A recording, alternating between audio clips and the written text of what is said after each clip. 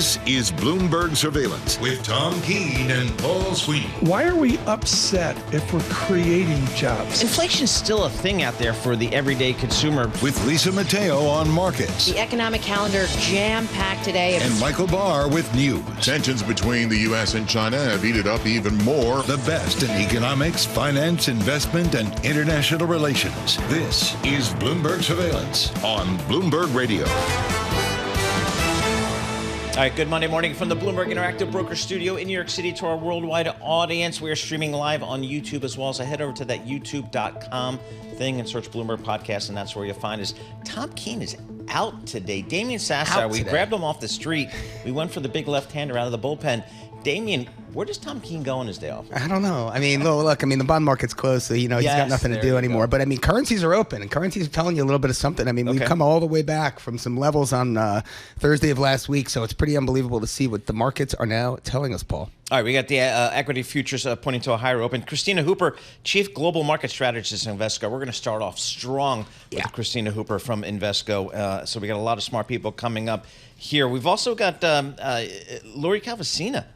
And coming in from Trantarian on a veteran Sammy Maybe let's talk a little small cap stocks. Lori Calvasina, head of U.S. equity strategist strategy at RBC Capital Markets. Cam Dawson, CIO at New Edge. She's going to be in our studio, Damian. And then Eric Balchunas. If the Acela train is on schedule, he will be in our studios here later on this morning. So we got a lot of market folks coming up here. So we think about earnings, we think about the Fed, and we think about a new administration in Washington, D.C., and what does that mean for these markets. Let's kick everything off like we do here. Well, Lisa Mateo. Lisa, what do you have for us? You got it. Wall Street coming off its best week of the year. The S&P 500 hitting its 50th record this year. Right now, we'll start with NASDAQ futures up about 0.2%, 60 points. Dow futures up 0.4%, 184 points. S&P futures up 0.3%, 18 points. U.S. bond markets closed for the Veterans Day holiday. I want to point out Bitcoin. It rallied past 82,000 for the first time. Thoughts of a Republican-led Congress, pro-crypto lawmakers. Right now, we have shares of Coinbase up 16%, MicroStrategy up 11%. We have shares of Tesla up 6%. Rally in shares Friday has sent the company back over the $1 trillion mark for the first time since 2022. Now, meanwhile, hedge funds that shorted Tesla, well, they've lost more than $5 billion since President-elect Donald Trump's victory boosted the stock. And Honda's new electric vehicle, well, that's quietly creeping up on Tesla. Bloomberg reporting the Prologue. It's becoming this favorite among brand loyal customers. It's also starting to win over electric curious drivers who've been waiting for a more affordable alternative to Tesla.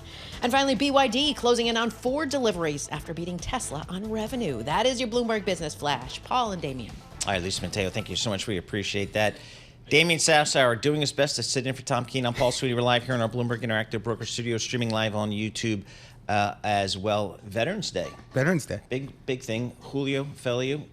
Shout out to my friend Julio Feliu for his service. You mean Ken? Appreciate that. Ken's father is there. Oh, yeah. Okay. How about that? George Ferguson, Bloomberg Intelligence, and he was actually in Army Intelligence, believe it or not. Really? Yes. Interesting. Exactly that. So we got a lot of good folks around here.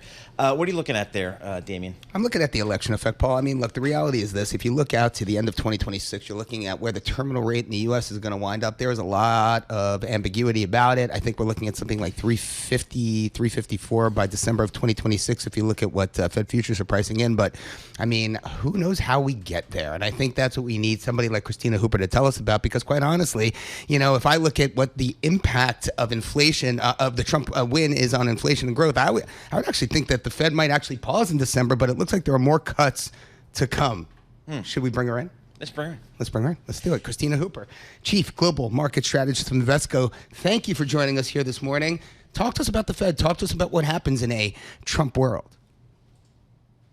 So I think the Fed was right to be very emphatic in saying that they're not going to guess, assume, speculate about what policies are coming down the pike and the timing of them. So at this point, it's all about the data and what is actually showing up in the data today. Now, there is some risk that inflation resurges.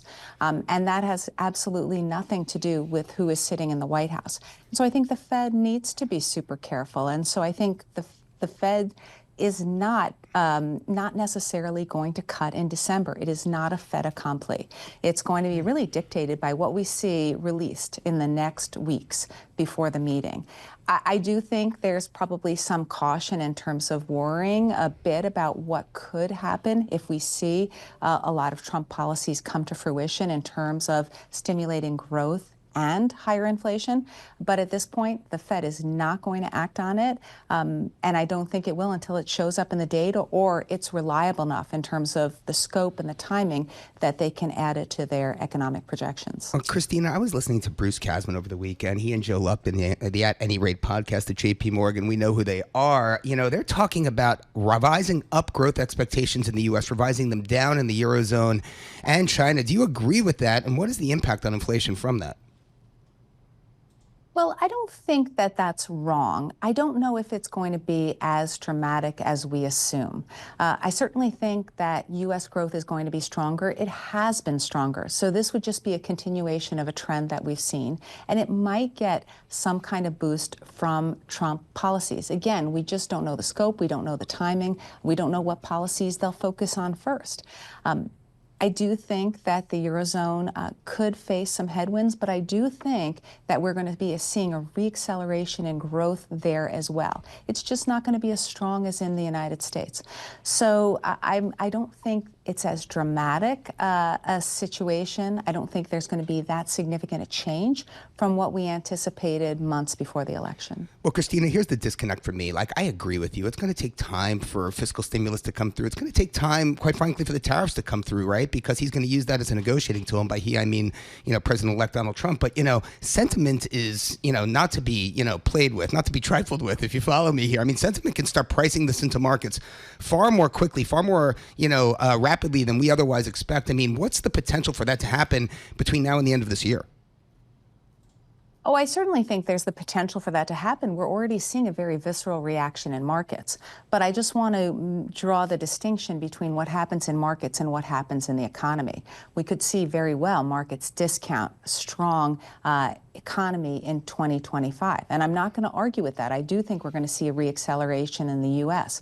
But I do think markets have a way of reacting very, very robustly sometimes to what they think will happen. And then there's a point where markets are likely to moderate. It's not dissimilar to what we saw in 2016, where we saw a very strong rally and some retracing. So I would anticipate that's likely.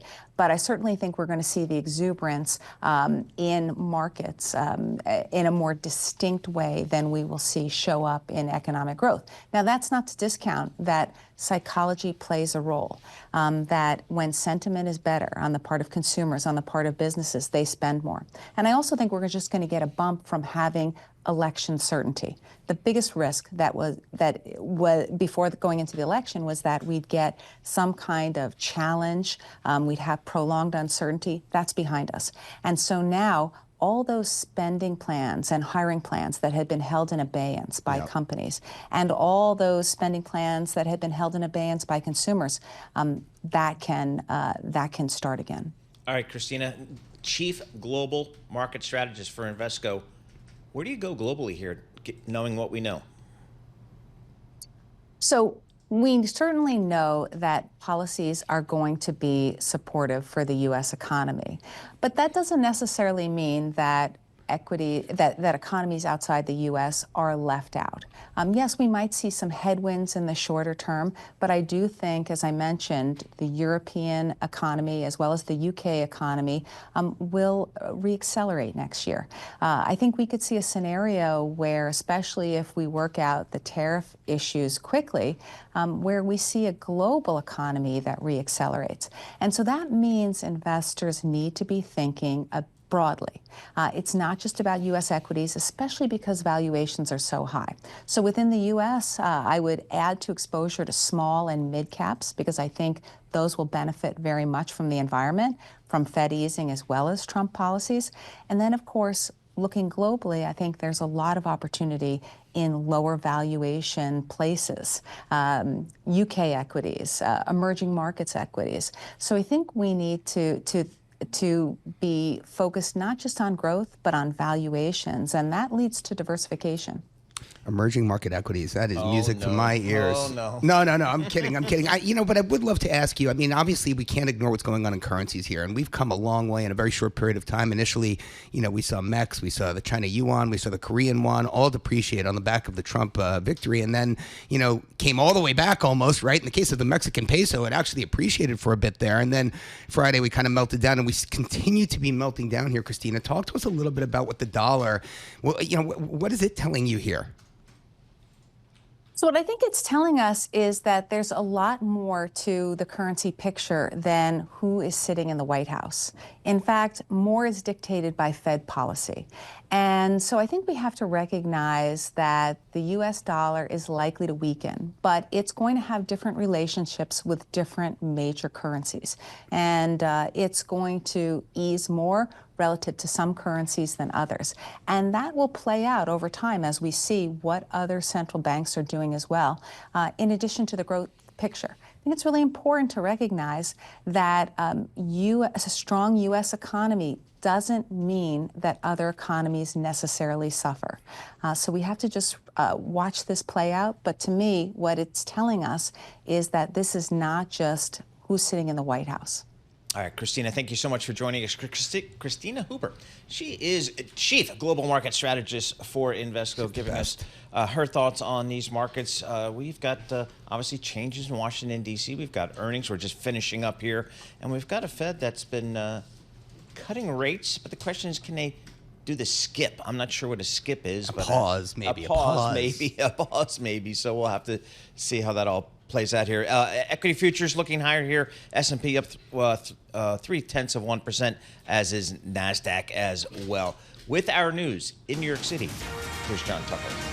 All right, Paul and Damian, President-elect Trump making key position announcements as he starts to form his second administration. In a social media post, the president-elect says he's going to install Tom Homan as border czar with oversight over immigration, maritime, and aviation security. And let's get more from Bloomberg senior writer Bill Ferries.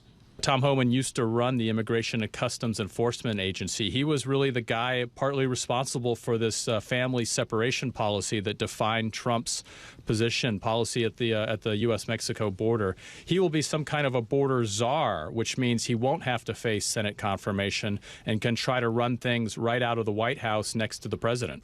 Bloomberg's Bill Ferry says Trump is expected to use those czar-like positions to concentrate power among loyalists in the White House, giving appointees broad discretion over government departments and agencies to implement his agenda.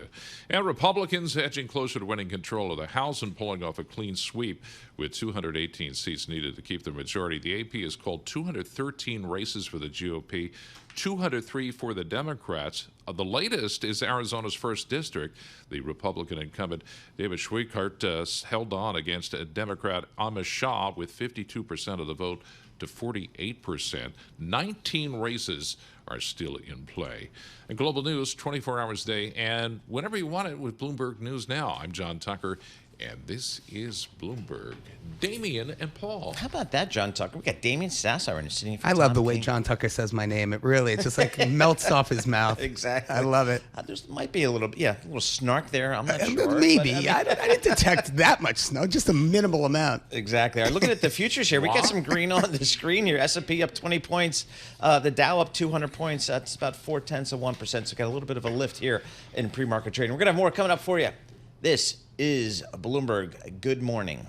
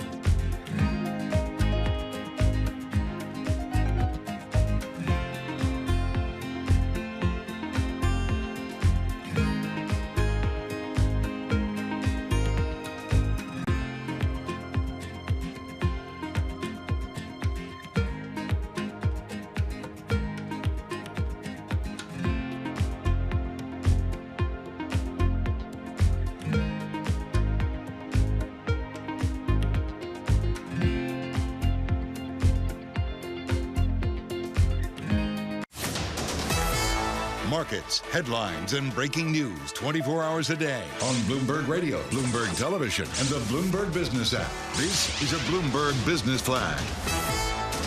And this Bloomberg Business Flash brought to you by CME Group, the world's leading derivatives marketplace, offering the widest range of global benchmark products across all major asset classes. CME Group, where risk meets opportunity.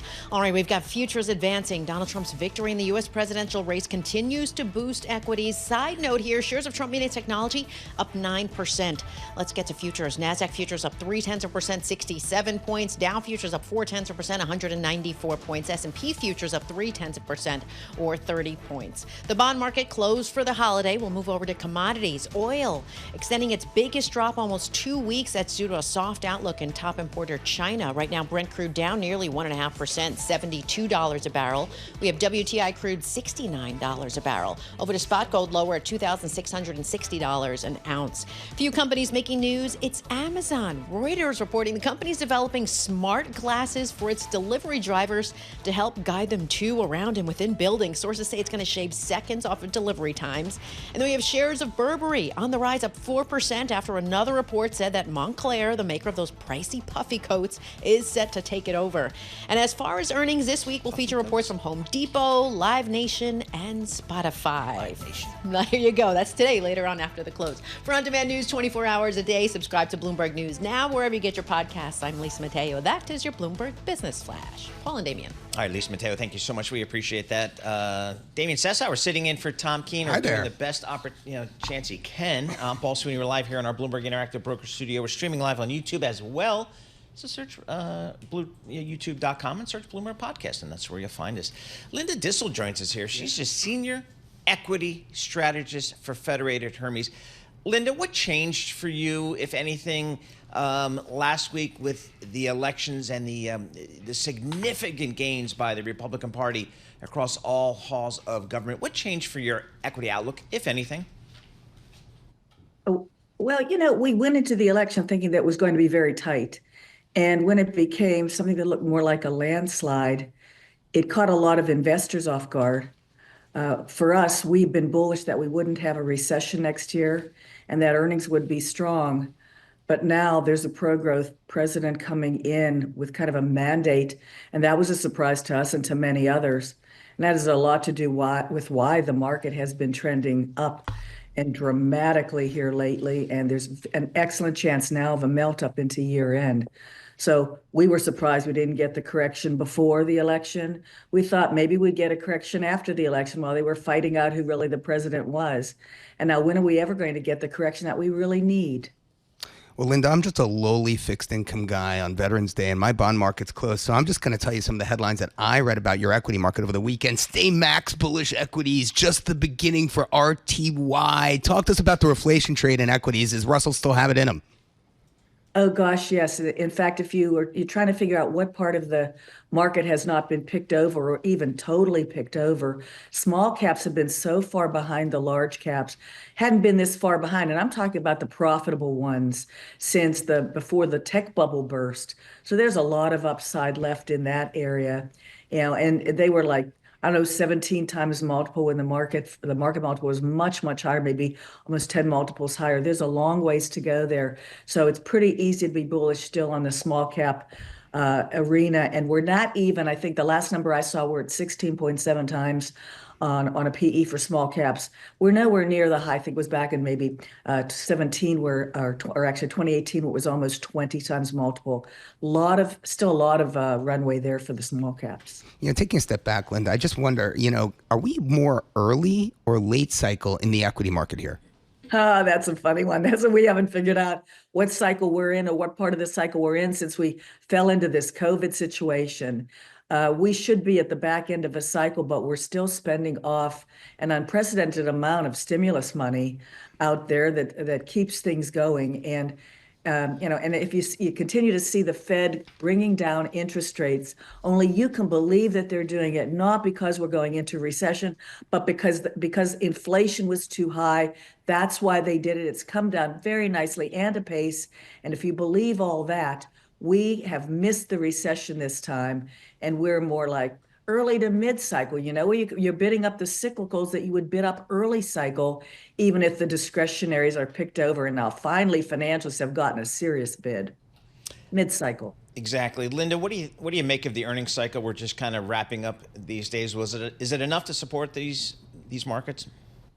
It really is enough. It was I think maybe an 8% when all things were said and done, and and that's good. It's better than what was feared. Let's say it was a good result. Importantly for us at Federated Hermes, what we look for is the outlook that is described by business leaders for their profit margins. That's what it's all about, is the profit margins and the ability to keep them up even as inflation comes down and they can't push through rising prices. And the profit margin outlook is good. So that's very, very good news. Also, the outlook for, if you will, the 493, the outside of the Mag 7 looks like their year-over-year earnings strength into next year is going to get much, much closer to that of the Mag 7, which remains strong. There's really right here, nothing not to like.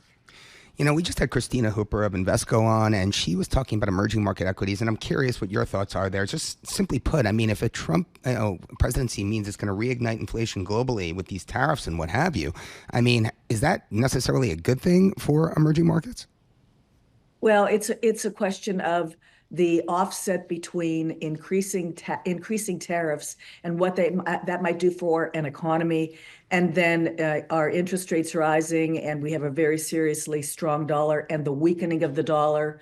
We at Federated Hermes are overweight both in bonds and stocks in the emerging markets, where we think that they'll benefit from that. They'll also benefit from interest rates by central bankers coming down throughout the world, because these companies in emerging markets need to borrow a lot more on a shorter end basis. So they're and they're inexpensive as well. So they're kind of really looking good as long as you don't see a global recession. And that's what we're all trying to avert around this world. Then you can be bullish on that sector. Again, one that has not been picked over.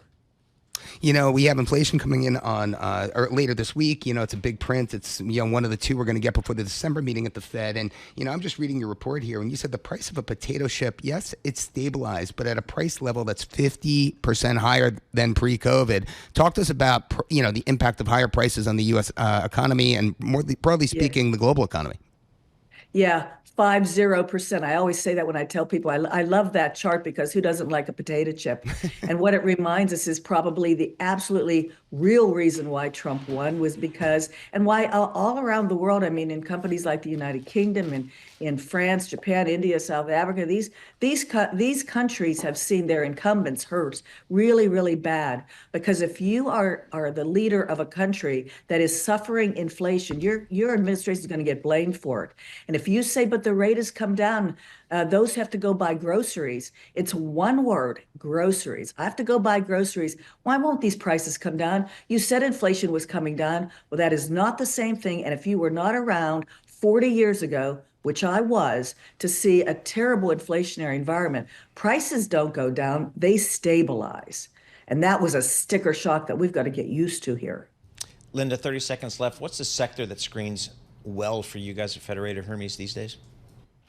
The sector that screens the best for us is the energy sector. It is unbelievably inexpensive. It's a cyclical sector. It's been recently left behind, and the cash flow that sector generates today makes it extremely inexpensive, and even on an historic basis versus the rest of the market.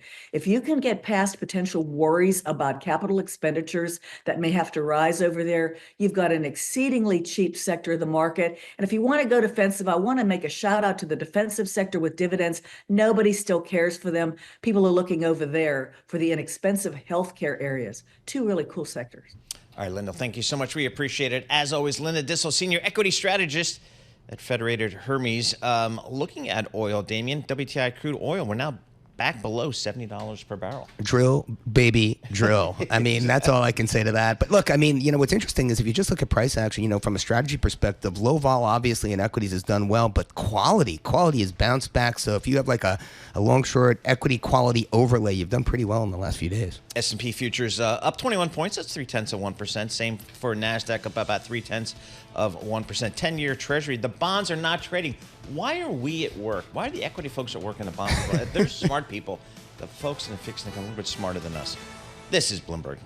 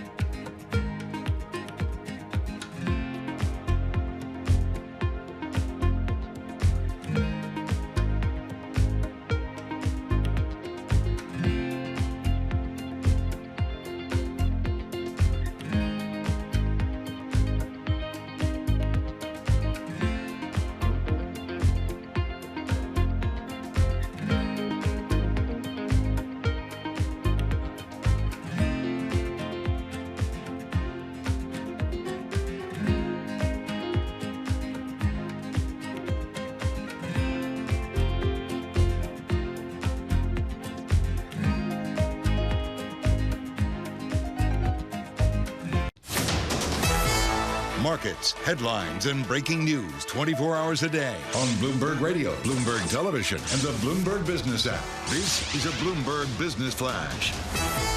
From the Bloomberg Interactive Broker Studio, I'm Lisa Mateo. We've got futures advancing. This as traders focus on U.S. inflation data this week. Also, its potential impact on the pace of Federal Reserve easing. Now, you had Minneapolis Fed President Neil Kashkari. He said policymakers want to be confident inflation is heading, quote, all the way back to the 2% target.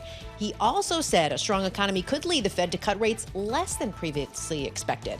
On Wednesday, we get the Consumer Price Index. Right now, we have NASDAQ futures up 0.3%, 81 points. Dow futures up 0.4%, 187 points. S&P futures up 0.3%, or 22 points. The bond market closed for the Veterans Day holiday. We move over to currencies right now. The dollar stronger, Japanese yen weaker, euro, British pound weaker. We have Bitcoin up more than 2.5%, passing 82,000 for the first time.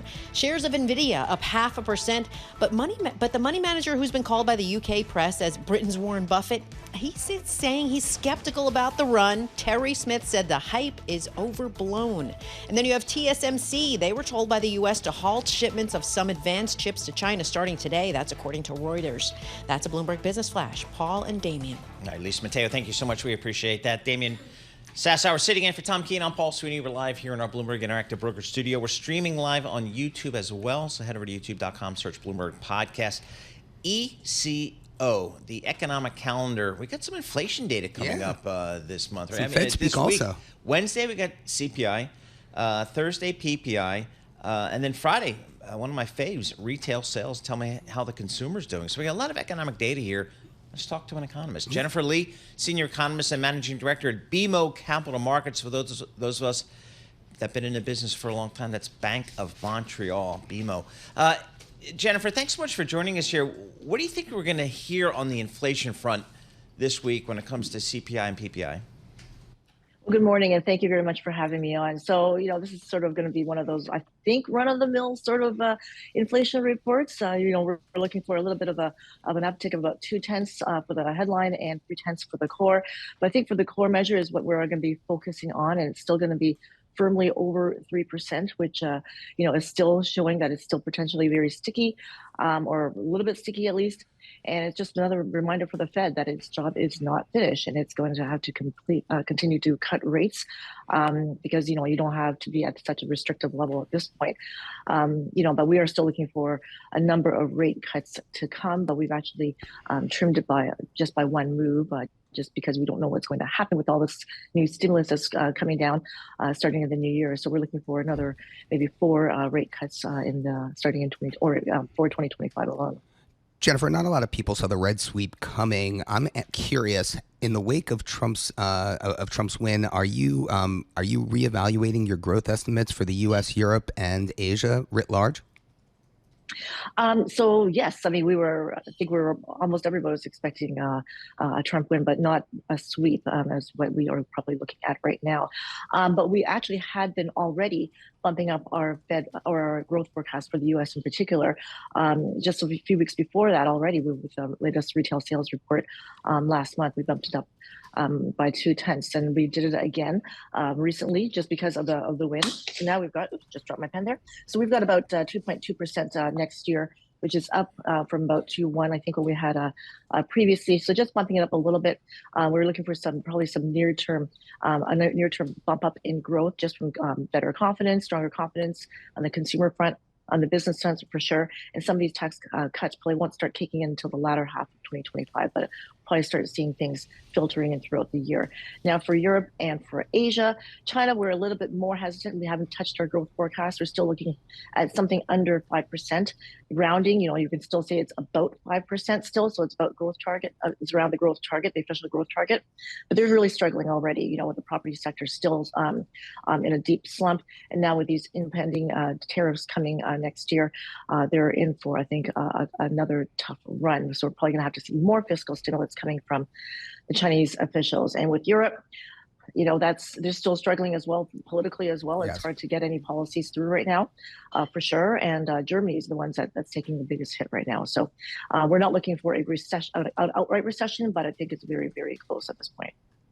Well, I guess that takes me to my next question, the collapse of the German coalition government, right? I mean, the emergence of Friedrich Merz, and what does this all mean? I mean, we saw some, swap spreads have narrowed quite considerably in the Eurozone, and we've seen a flattening of the curve. I mean, talk to us a little bit about, how those expectations flow through into the fixed income markets in the Eurozone.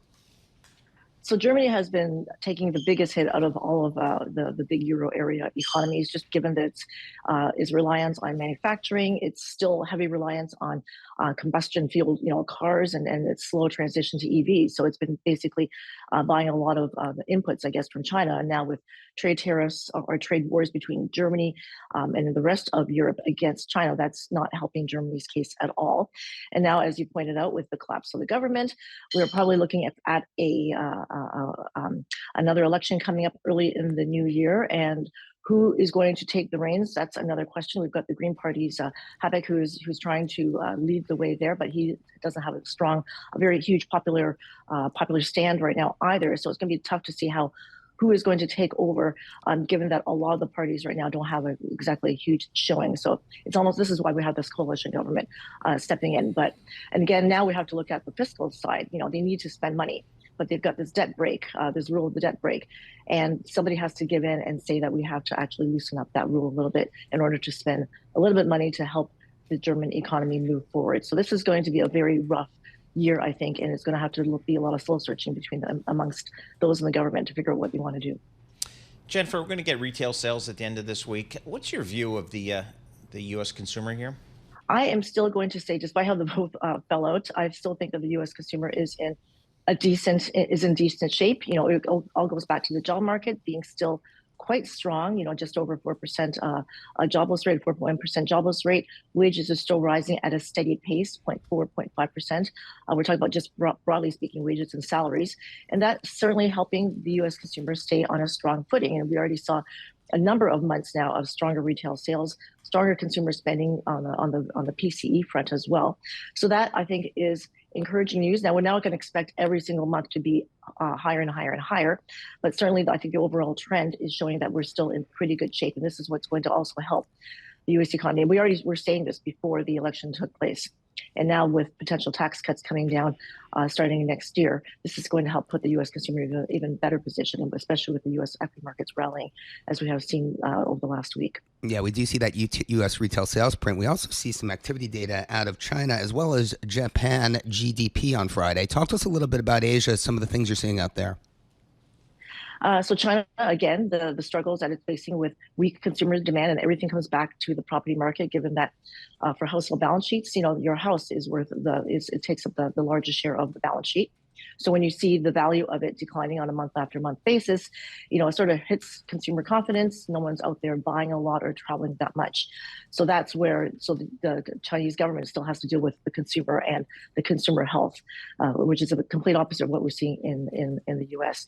Now in Japan, we're still seeing the one thing that is going for Japan right now is the fact that the yen is, it's weaker, I guess, in which it's helping exports, but it's certainly not helping the price for energy because Japan is a huge energy importer. It is purely an energy importer, so that doesn't help the energy prices at all.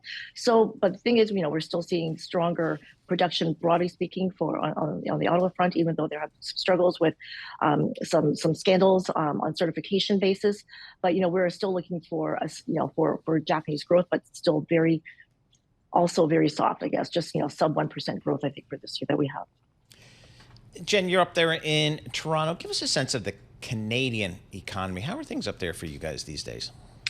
So we continue to, we're always saying, we're still growing. So that's, that's a plus, but we are also growing at almost a halting pace. It's like up 1 month, down another, or flat in another, but we're still seeing some growth. And ultimately, and then of course, now we've got these potential trade tariffs coming as well from the US. So that's one big source of uncertainty, I think, right now for Canada.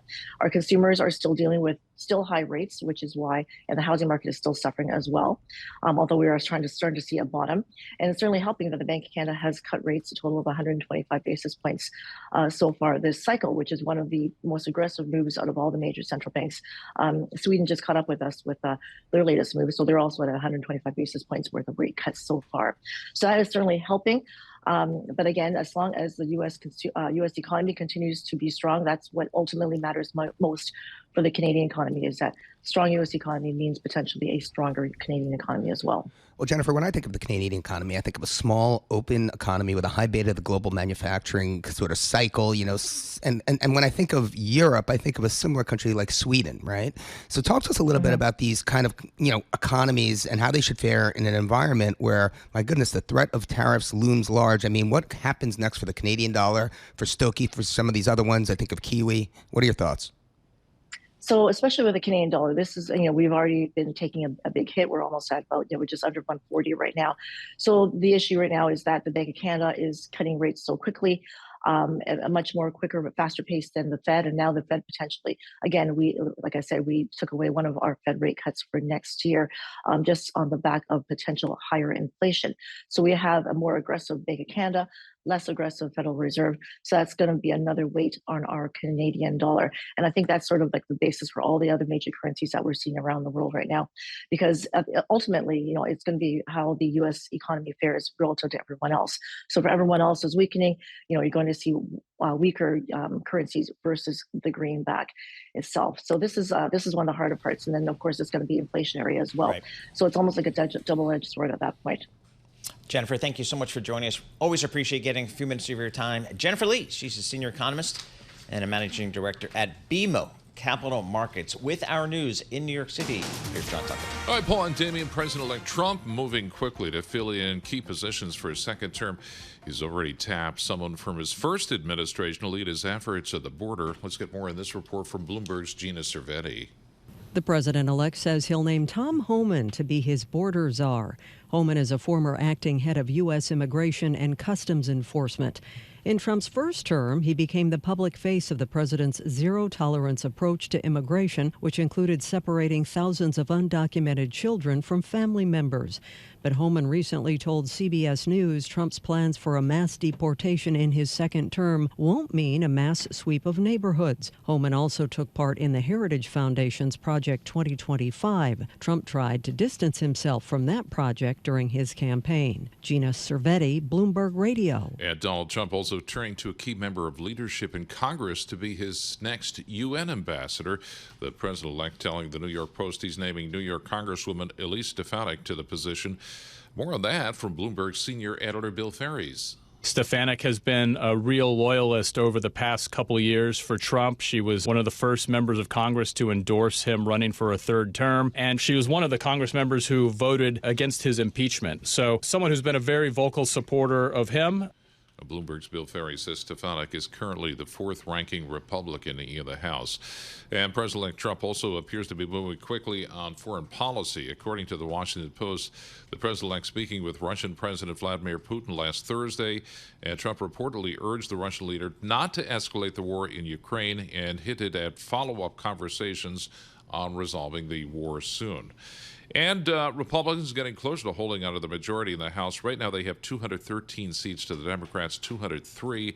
It takes 218 to control. 19 races still left to call. There was a wicked mistake on the packaging of Mattel's Wicked movie dolls. Mattel mistakenly printed the link to a pornographic website on the back of the packaging for the dolls, created in partnership with Universal Studios. Global news, 24 hours a day. Damian's over there taking it down whenever you want it with Bloomberg News Now. I'm John Tucker, and this is Bloomberg. Paul, Damian, Lisa. All right, John Tucker, thank you so much. We appreciate it. Damian, what are we doing with your New York Jets? I have no idea what it was such an awful day for New York sports. Let's just be clear. It's not just the Jets, it's the Giants, it's the Knicks. I mean, and look, for me, I've got a son who's at University of Miami. They just got knocked out of the top 5. I'm a Vanderbilt alum. They got knocked out of the top 25. I'm feeling it this morning. Feeling it this morning. Yeah, I don't know what it's a rough day in New York sports, so we'll stay on top of that, of course. Futures, at least they're higher. S&P up 25 points. That's 0.4%. We'll take that. This is Bloomberg. Good morning.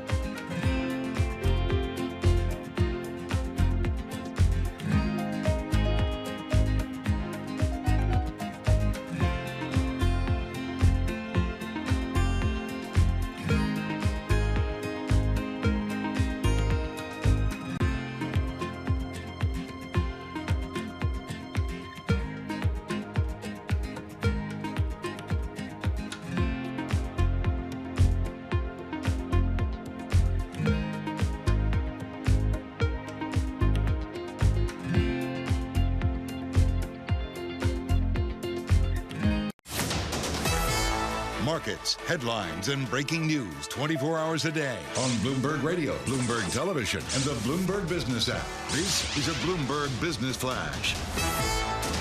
From the Bloomberg Interactive Broker Studio, I'm Lisa Mateo. The surge in stocks, showing no signs of easing. Futures advancing, but J.P. Morgan says it could be a struggle to sustain their rally beyond year-end if benchmark U.S. yields approach 5%.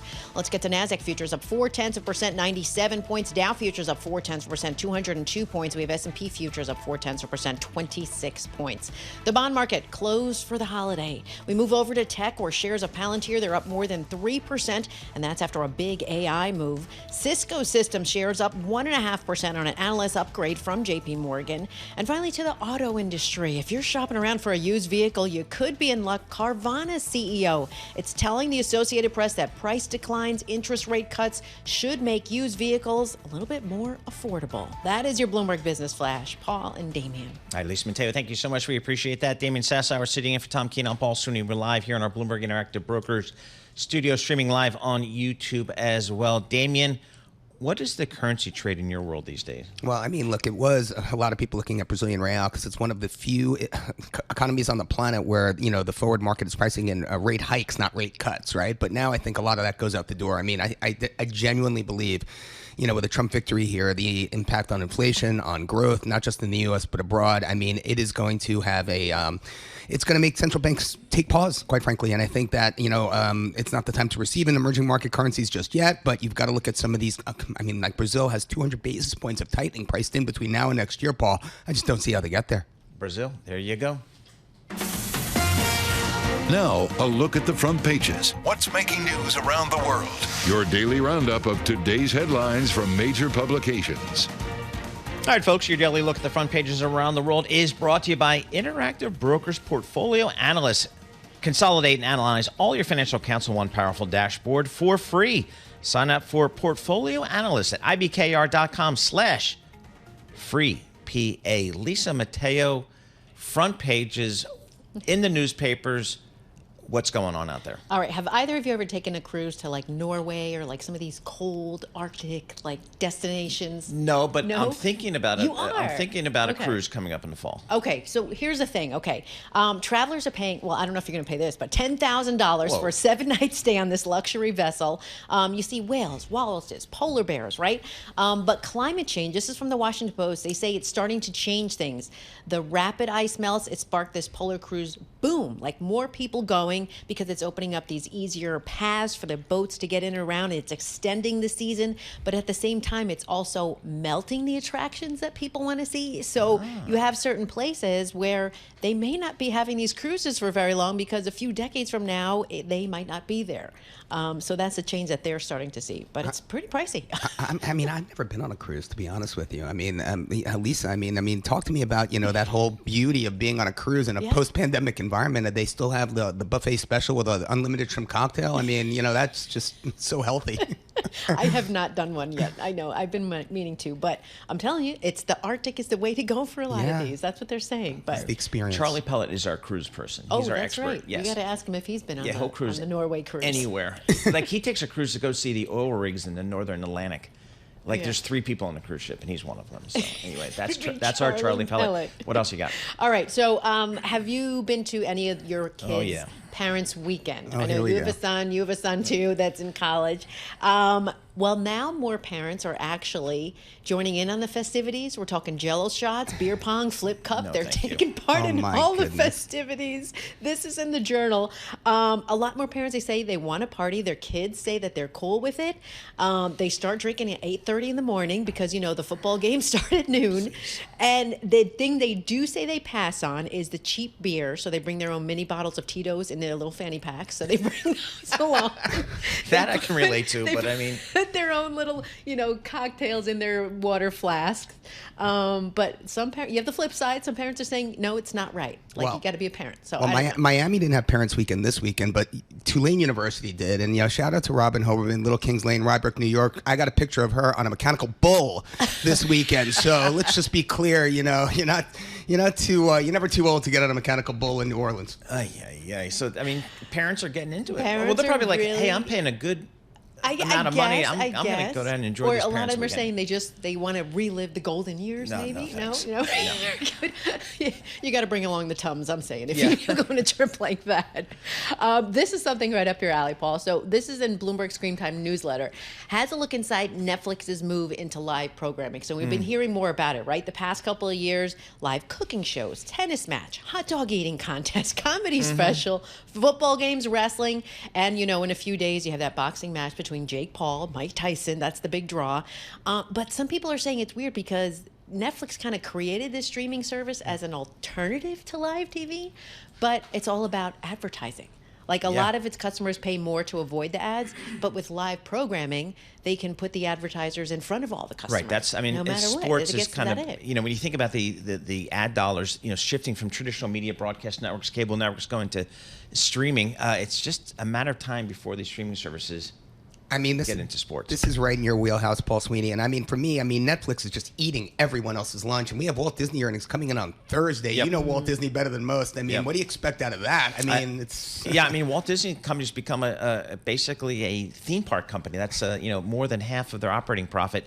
And so we'll have to see. But again, they're trying to navigate the migration to streaming. All I know is I did not watch the Penn State game, the whiteout game on Saturday evening because it was on Peacock. I'm like, I'm just not going there. I mean, I got enough things hitting my credit card. I'm not going to Peacock to watch Penn State. So, but Dan Ives was there, by the way. Yeah, exactly. Out of principle. Out of principle. Exactly. What do you have?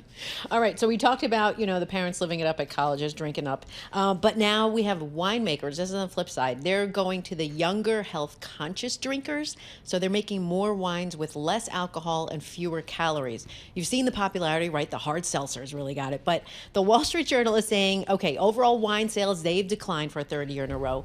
But you have the light wine category. It's actually increased $209 million in sales 2024 from $16 million in 2019. Light wine? Light wine. I They're didn't know about you could do that. $15 a bottle. Okay. It goes about 80 calories as opposed to 120 calories. It's usually white wine because the red wine is a little bit tougher because it already has more alcohol and more sugar in it.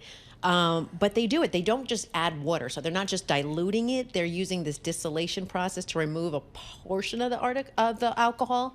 But some people are saying they don't like the taste. I don't know. All right. So this company in Woodville, Washington, the state of Washington, the company removes alcohol from 30% of the finished wine and combines it with an unaltered wine to preserve the taste. About a quarter of buyers become return customers according to the survey. Paul Sweeney, I'm 50 years old, and for the better part of my life, people were trying to figure out how to inject more alcohol into a sip of into a beverage, and it's kind of like the rest of the world. The U.S. we've been on a globalization path. Now we're getting more into a nationalistic path. We're sort of cutting off our relationships with everyone, and now we're cutting off all the alcohol. I'm stressed. I just don't even know what to do. I don't know what to do. Well, I don't mind the idea of it, because then you can have like a second glass without feeling guilty. How is that? It feels guilty. I mean, first there's light beer, so I guess why wouldn't there be a light wine? Yes, but it's usually the white. The white wine is easier. But yeah, that's the new trend. I'm gonna have to check it out. I doubt we're gonna get a light Jameson. No, not happening. My friends over in Ireland. Yeah. No. So all right, Lisa Mateo with the newspapers. Thank you so much. We appreciate that. There's a lot of disturbing news there, Damian. I mean, the light wine kind of is gonna stick with me for the day. I'm shaking. I'm still shaking. Yeah, but the $10,000 Norwegian cruise, I've never cruised because I just, I'm sitting in a port somewhere down in the Caribbean and I see these huge ships pull in and these massive people come off. I'm like, there's no way I'm ever going to do that. But if you want to go see a lot of stuff, I've been told it's the way to go. That's the way to go. Particularly, I mean, like we went to Ireland this couple months ago and we did the tour, the bus tour. That's right. So I was with a bunch of, Midwestern retaillees, and many of whom live in the villages, by the way, down in Florida, which is a story in and of itself for dinner time. But it was a great way to see stuff. I don't know. No, look, I definitely agree. Looking at stuff from the water, but the middle of the ocean is a little bit, and the Arctic Ocean at that. It's rough seas out there. I get a little bit seasick, but a river cruise, maybe along the Amalfi Coast, and a nice little something or other. I mean, that makes sense to me. Sure. Yeah, we'll see how that goes. So anyway, we're planning that for the fall. We'll see how that comes out. S&P futures up 25 points. That's 0.4%. The Nasdaq also up about 0.4%. The bond market closed. I'm not going to give them any love at all today. The bond market's closed. Here's some tunage for you. This is Bloomberg.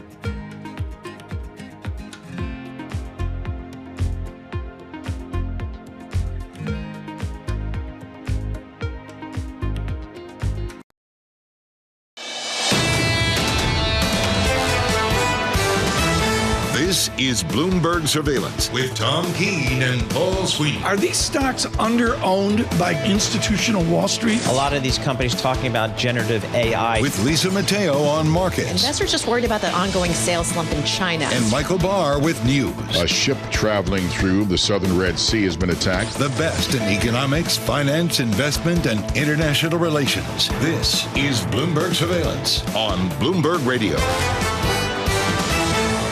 Coming up in this hour, Zach Cohen. He's a reporter for Bloomberg Government to get the latest on the House and Senate races. We still got some House races that are still being counted. I don't know how that works.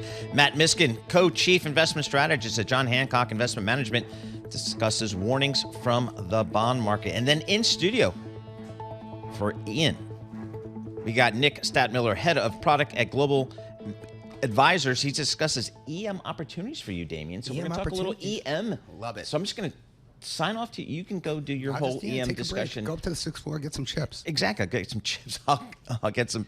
Damian Sassower's in for Tom Keene here today. That's all. That's the best we could do, folks. Damian, but he's in here. He's doing a great job. We appreciate him coming in here for Tom Keene. Tom's got 2 days off this week. You want to know? I'm sitting in Tom's chair just now, Paul, and I just wanted to use this Purell, and I put some on my hands, and I don't think he's ever used it because it just exploded all over my shirt, and so I'm just letting you know, Tom, it's just We're happened. surviving. I smell here. like alcohol right now. We're in survival mode Good here alcohol. in the Bloomberg Purell. Interactive Broker Studio. Lisa Mateo has got a Bloomberg Business Flash. What do you got, Lisa? You got it. We got Wall Street coming off its best week of the year. The S&P 500 hitting its 50th record this year. We have NASDAQ futures right now up 0.4%. 101 points. Dow futures up 190 points. S&P futures up 26 points. U.S. bond markets closed for the Veterans Day holiday. Got to point out, Bitcoin rallied past 82,000 for the first time. Thoughts of a Republican-led Congress with pro-crypto lawmakers. Right now, it's at 82,278. Want to check in with some crypto-sensitive stocks. For example, Coinbase up 15%. MicroStrategy up about 9%.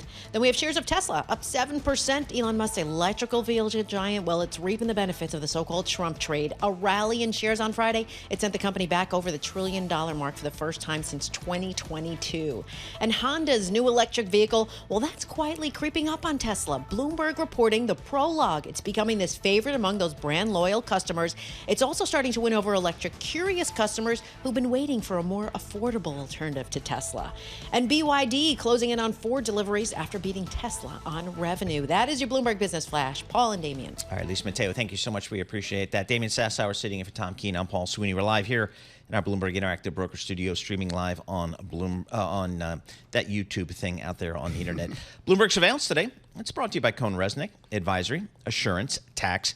Discover optimization strategies that are helping CFOs make their finance function more competitive and resilient. Talk to Cohen Resnick's Advisors today. Let's check in with Zach Cohen, congressional reporter. I don't know what he's doing down there. I mean, Zach, you still have some House races that have yet to be called. Where are we? What's going on with those things? Sure. Republicans are certainly the driver's seat at this hour. They've netted at least 3 seats, picked up a number of others, but Democrats have also flipped a couple of seats for a total of +3 at this juncture. Obviously, the magic number to watch is 218 on Bloomberg.com. And right now they're hovering at around 215 at least. And so they're really on the margin here. There's a couple of outstanding races, mostly west of the Mississippi River, many of them in California, some in Iowa, Arizona, Alaska even. And so as those ballots continue to come in, especially mail-in ballots that can arrive after Election Day, those need to be counted before some of these closer races can get called, and whether we find out whether, in fact, Speaker Mike Johnson gets to keep the gavel. Zach, we're starting to see some announcements out of the White House this morning. Elise Stefanik, for example, talk to us a little bit about Trump's cabinet. What can we expect to hear over the next few days, weeks? I mean, talk to us about U.S. Treasury Secretary. Yeah, so certainly Elise Stefanik, the Republican from New York, being tapped to be the ambassador to the United Nations, replacing Nikki Haley, who obviously ran against then former President Donald Trump, now President-elect Donald Trump, and probably was not going to get that role again. This is somebody who sort of worked her way up through the Republican ranks, started off as a real moderate representing upstate New York, and eventually became what she would call ultra MAGA, very aligned with the Trump movement, and that seems to be paying off for her. All of Trump's Senate confirmable appointees will need to go through the Senate confirmation process. However, he's been asking the next Republican leader, whoever that might be, whether it's John Thune, John Cornyn, Rick Scott, to kind of waive that process entirely and allow him to install cabinet and other appointees through what are called recess appointments, which are allowed under the Constitution. It remains to be seen whether Congress would allow that procedure, that expedited procedure. But all of that is going to need to happen pretty quickly come January. Zach, give us a sense as we step back and look at this holistically. How much of a red sweep has it been for the Republicans? And in fact, what can President Trump get done here, given that he has control of the Senate, appears to be at or close to control of the House? How much of a red sweep is it really? I mean, the fact that Trump was able to carry all 7 battleground states with the addition of, I believe, Arizona late last night or early this morning certainly indicates that this was a Republican, maybe not a wave, that we're sort of past the era of wave politics. The fact that we're talking about a Republican victory potentially in the House that'll be determined by just a handful of votes, just given the fact that gerrymandering and partisan sorting, people voting with their feet to places like California or Florida, depending on their politics, really makes it hard for either party to win the kind of results that we saw back in the day where, Reagan would be able to win 49 out of 50 states without batting an eyelash. But certainly the fact that Trump will come into power, certainly with a Republican-controlled Senate, means wonders for his efforts to overhaul the federal bench. He'll be able to appoint judges not just to the Supreme Court, but also to lower appellate courts and federal district courts, some of those benches that make up the vast majority of federal litigation. And so certainly either through recess appointments or through actual confirmation, he's got some power there. Thanks, Zach. Tom Horman's been announced as the border czar, and I'm looking at, what many believe Trump is about to embark on the largest deportation program in U.S. history. Talk to me about that announcement, that appointment. What do you expect out of that?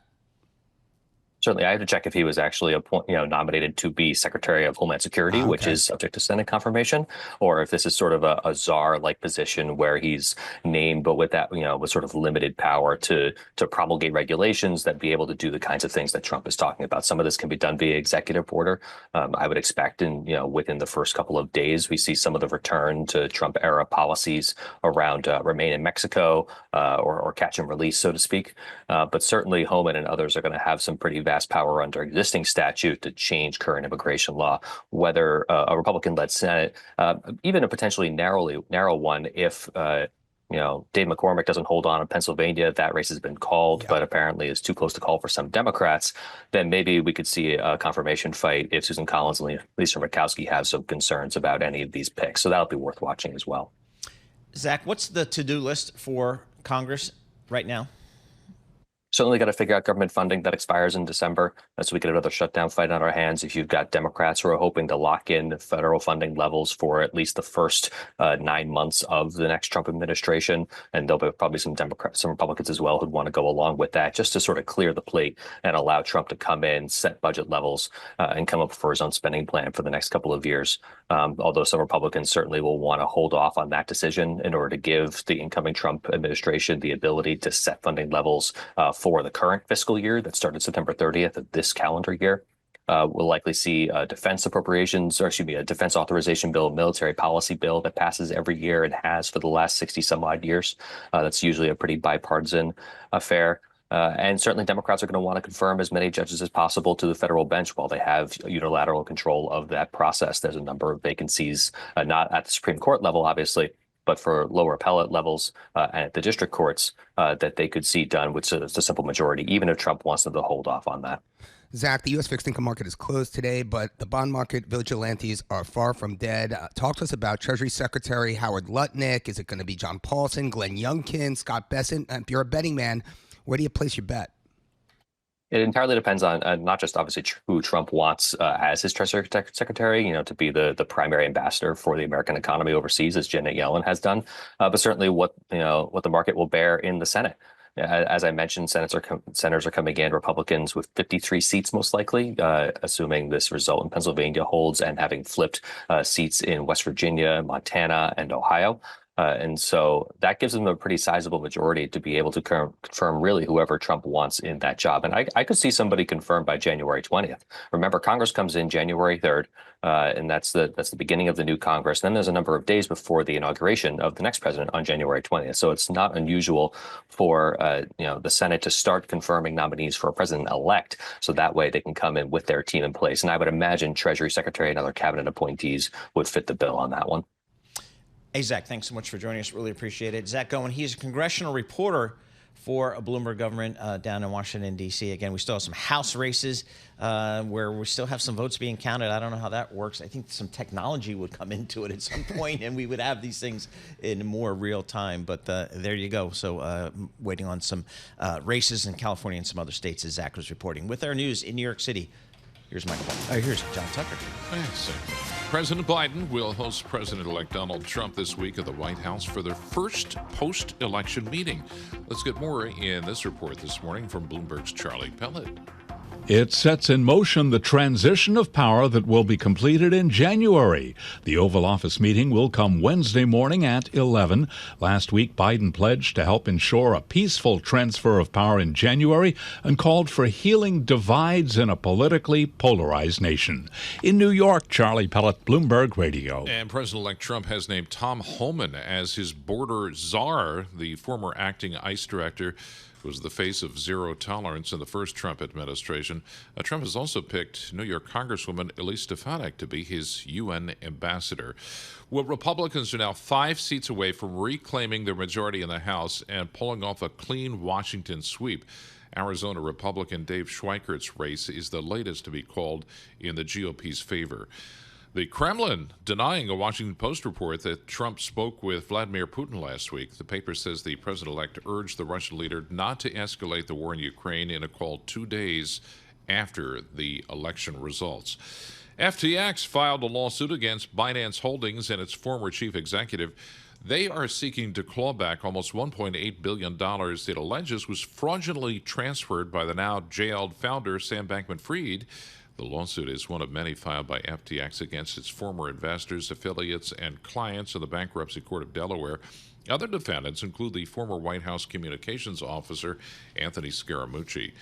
And as United Nations climate negotiations start in Azerbaijan, the chief issue is who must ante up to help poor nations, and especially how much. But this year's talks, known as COP29, won't be as high profile as last year's, with 48 fewer heads of state scheduled to speak. The leaders of the top 2 carbon-polluting countries, that will be China and the United States, they'll be absent. The Wisconsin Supreme Court is going to hear oral arguments today on whether a law that legislators adopted more than a decade before the Civil War bans abortion and can still be enforced. But abortion rights advocates stand an excellent chance of prevailing given that liberal justices control the court now. One of them remarked on the campaign trail that she supports abortion rights. Global news, 24 hours a day, whenever you want it, with Bloomberg News Now. I'm John Tucker, and this is Bloomberg. Damian, Paul, Lisa. All right, John Tucker, thank you so much. We appreciate that. Damian, what's the call on Brazil these days? I mean, look, I think, when you look at Brazil, you have to look at it relative to the other high-yielding emerging market economies that are out there. So Mexico comes to mind. I mean, if you look to Asia, you're probably looking at India and Indonesia. But, my goodness, the Selic rate, which is their policy rate, akin to the Fed funds here in the U.S., is something on the order of 11, maybe even 11.25%. I mean, so you're in a very, very different world out there. Inflation is a real issue. Their fiscal deficit is a real problem. And they can't print their way out of it like we can here in the U.S. So that's the issue when you're looking at Brazil. But certainly if you look at Brazil relative to Mexico, maybe in that type of a relative value sense, there are some issues there with Mexico being, so close to the U.S., the whole friendshoring argument being thrown out the door, dumping from China.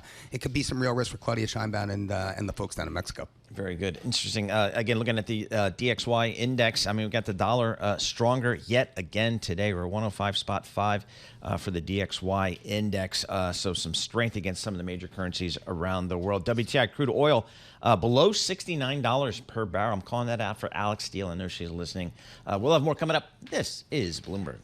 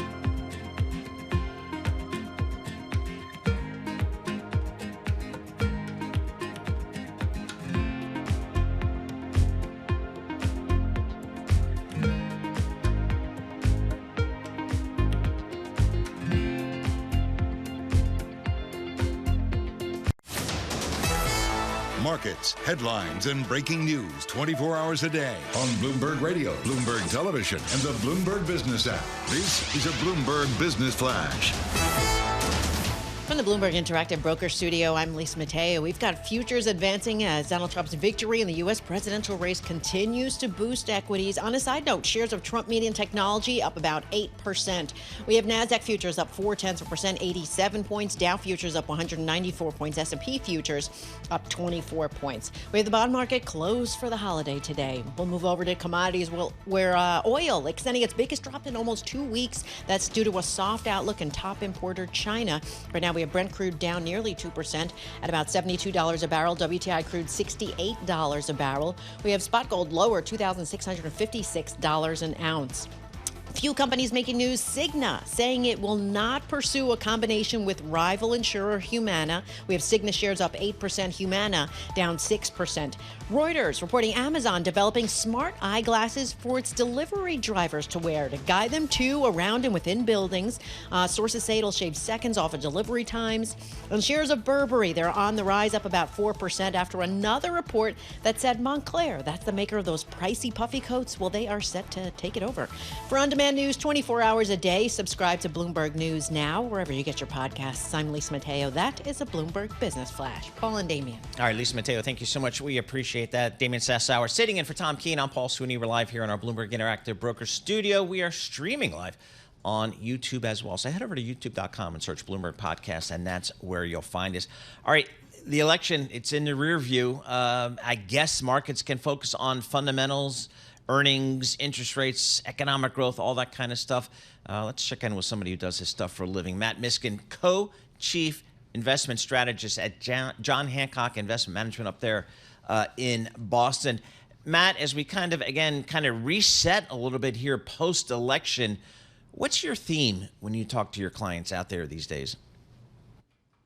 Focusing on the fundamentals, Paul, because right now we are seeing a massive sentiment change, and it is easy to get swept away in this type of sentiment change. It's full risk on right now. So you're seeing, things like Bitcoin rally. You're seeing things like high yield spreads hit the lowest level since 2007, 256 basis points. And really, when everything goes risk on, it's not usually focusing on the fundamentals as much. The fundamentals are okay. Don't get me wrong. I mean, earnings are up about 5-6% here in Q3, and the economy is holding in pretty well. But this repricing to us is getting rich, and the PE ratio on the S&P 500 pushing up on 22 times, 27 times on a trailing basis is really looking at kind of tech bubble type valuations.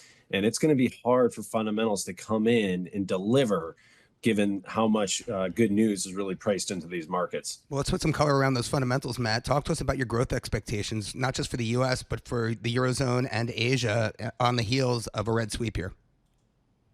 So we do see the U.S. as the strongest economy in the world, and that actually really isn't a new development. That is one that has been the case. We think the momentum of the economy continues here, but we are seeing things like housing, which may be getting a bit of a tapering of growth because of higher mortgage rates as of late. And that's, a leading indicator on the economy. When we go around the world, where we're looking at Europe, to us is still a modest growth backdrop. They are going to be cutting rates, which should unlock some more growth, but frankly, it is a weaker growth backdrop. And then even in China right now, you are seeing some decent data. I mean, you got a services PMI last week that wasn't bad. Exports decent, but PPI, negative almost 3%. That is usually an indicator that kind of speaks to the broader China's growth backdrop. And the fact that they're basically in disinflation or even close to deflation isn't a good sign. So we see the U.S. continuing to be the best place in the world, but frankly, we even see modest growth from here. We go back to the 2016 election through kind of 2019 window, and we did see a bit stronger growth, but frankly, it wasn't blowout growth. It was just steady. And that's kind of what we're expecting for now. but we do see risks as asset prices have really inflated just in this last week. Well, Matt, now you're talking my language, right? China. I mean, I am the chief emerging market fixed income strategist here for Bloomberg Intelligence. And when I think of U.S. exceptionalism, at least over the last few years, I've thought of it lifting my markets or lifting the rest of the world, shall we say, in terms of growth. But now, I mean, with a red sweep here, I mean, I'm concerned that maybe U.S. exceptionalism will come at the expense of emerging markets. What are your thoughts on that? It's possible. And you look at the dollar, I mean, you were just talking about it, and the dollar is a big key input into that. And, if the dollar continues to strengthen, I heard one quote, it's our currencies, but our currency, but it's other countries' issue in essence. So if you're a U.S. investor and you're going around the world and you're looking at either bonds or equities, you got to think about the currency translation. And if the dollar is going to be stronger, it weakens those foreign currencies. That translation can be a headwind. You can try to hedge it, but then frankly, you're taking some of the return potential off the table. We do prefer the U.S. here in terms of the bond market. We're getting paid attractive yields. I know you've got like things like Brazil, which has a higher rate, but much of the rest of the emerging market, I mean, China's 10-year yield is nearly half that of the U.S. 10-year yield, and that's never happened before. And so you're actually getting paid here, and you've got better growth prospects. But I do want to caution one thing. You go back to the 2016-17 window. So the election in November 16, 2017 was better year for international markets than U.S. Chinese equities was actually one of the best performers. So, you look back and you say, wow, because of this growth impulse, this risk on impulse, it actually helped flood liquidity to foreign markets. But this time off the bat, the stronger dollar and a little bit of a higher rate rise is not necessarily causing that same parallel to unfold as of yet, at least. Hey, Matt, in the U.S. fixed income market here, do I sit comfortably with my 2-year treasury at 4.25%, clip that coupon, or do I take some credit risk here? Not as much of a fan of the credit risk, but we're intermediate on duration risk. And even that I know has been, we've seen the headwind, obviously, of last month or so, big backup in yields. We look back on the 2016 scenario, right after the November 2016 election, the 10-year yield rose 80 basis points. We've already done that. We've already rose 80 basis points. The 10-year was 360, now hitting 440. It's back down to 430. But in that prior scenario, after that first shock, in essence, to the bond market of Trump getting elected in 16, it digested and actually took a year off where rates did not rise. They actually came down a bit. So there was a kind of digestion period, relief rally in bonds. I wouldn't be surprised if that's actually what we see. We actually see disinflation here. And, I know the bond market has repriced better growth and a bit of inflation pressures, but we see oil prices falling. That's good for bonds. Eventually we think the bond market's going to look at that and say, wow, that's disinflationary.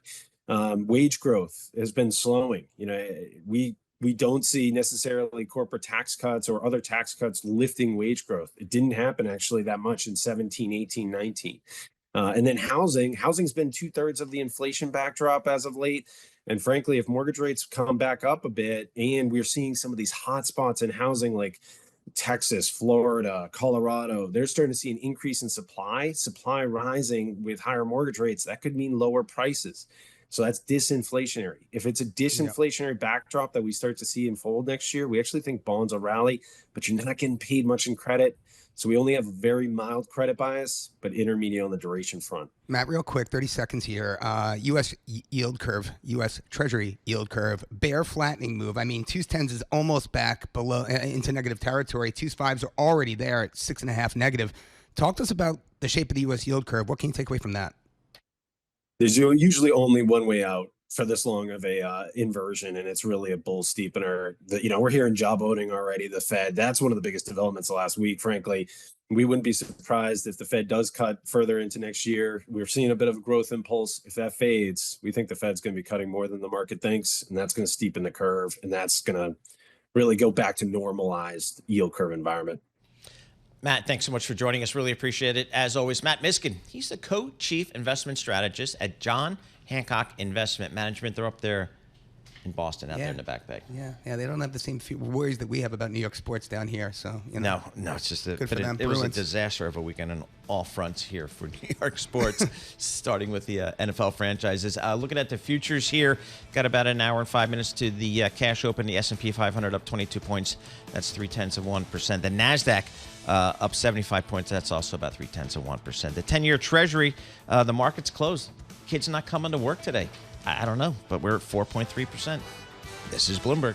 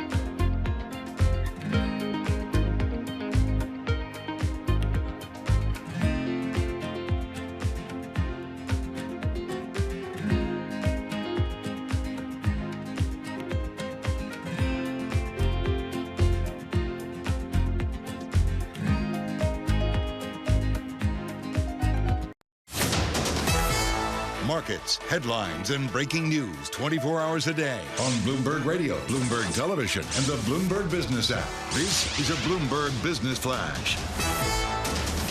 From the Bloomberg Interactive Broker Studio, I'm Lisa Mateo. Futures advancing. Traders focus on U.S. inflation data this week and its potential impact on the pace of Federal Reserve easing. You had Minneapolis Fed President Neil Kashkari, who said that policymakers want to be confident inflation is heading all the way back to the 2% target. He also said a strong economy could lead the Fed to cut rates less than previously expected. On Wednesday, we get the Consumer Price Index. Over to futures right now. NASDAQ futures up 0.3%, 78 points. Dow futures up 0.4 0.4%, 187 points. S&P futures up 22 points. Bond market closed for the Veterans Day holiday. We'll move over to currencies right now. The dollar stronger. Japanese yen, euro, British pound weaker. We have Bitcoin rallied past 82,000 for the first time. Right now it's at 81,903.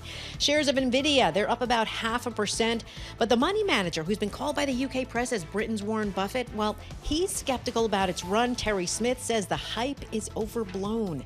And TSMC was told by the U.S. to halt shipments of some advanced chips to China starting today. Now, that's according to Reuters. That is your Bloomberg Business Flash. Paul and Damian. All right, Lisa Mateo, thank you so much. We appreciate that. Damian Sassower sitting in for Tom Keene. I'm Paul Sweeney. We're live here in our Bloomberg Interactive Broker Studio. We're streaming live on YouTube as well. Economic indicators today are brought to you by Commonwealth, supporting more than 2,000 independent financial advisors with a 2-to-1 advisor-to-staff ratio. Small firm attentiveness, big advisor impact. Go to commonwealth.com to learn about our consultative support and technology. Damian, I may have a problem with our next guest here. Not only did our next guest get her undergraduate degree at the University of North Carolina I saw that. at Chapel Hill, but she doubled down and got an MBA from UNC. I'm not even sure they're going to be able to field a basketball team there this year. We'll have to see how that goes. Paige Henderson, Senior Portfolio Manager, Allspring Global Investments, joins us here. Paige, how did you and your colleagues kind of group or kind of sit down the day after the election, kind of maybe rethink your outlook for these markets and your portfolios? What was the conversation like? Well, I think what our view in general from Allspring is that there's going to be a lot of shifting, and we're all kind of just sitting tight and reevaluating. I do think that some of the moves that happened immediately after the election, because it was a surprise to many people, that some things overshot. We were definitely looking through our portfolios and thinking through the potential impacts of tariffs, but there are other factors going on that may mute that outcome. And of course, it's not going to happen tomorrow. It may not even happen, by the end of January. But I think the bigger picture issue in international is what's going on with rates, and the rates are kind of decoupling across countries. 20 years ago, when the U.S. moved, everybody else followed. You're not seeing that now.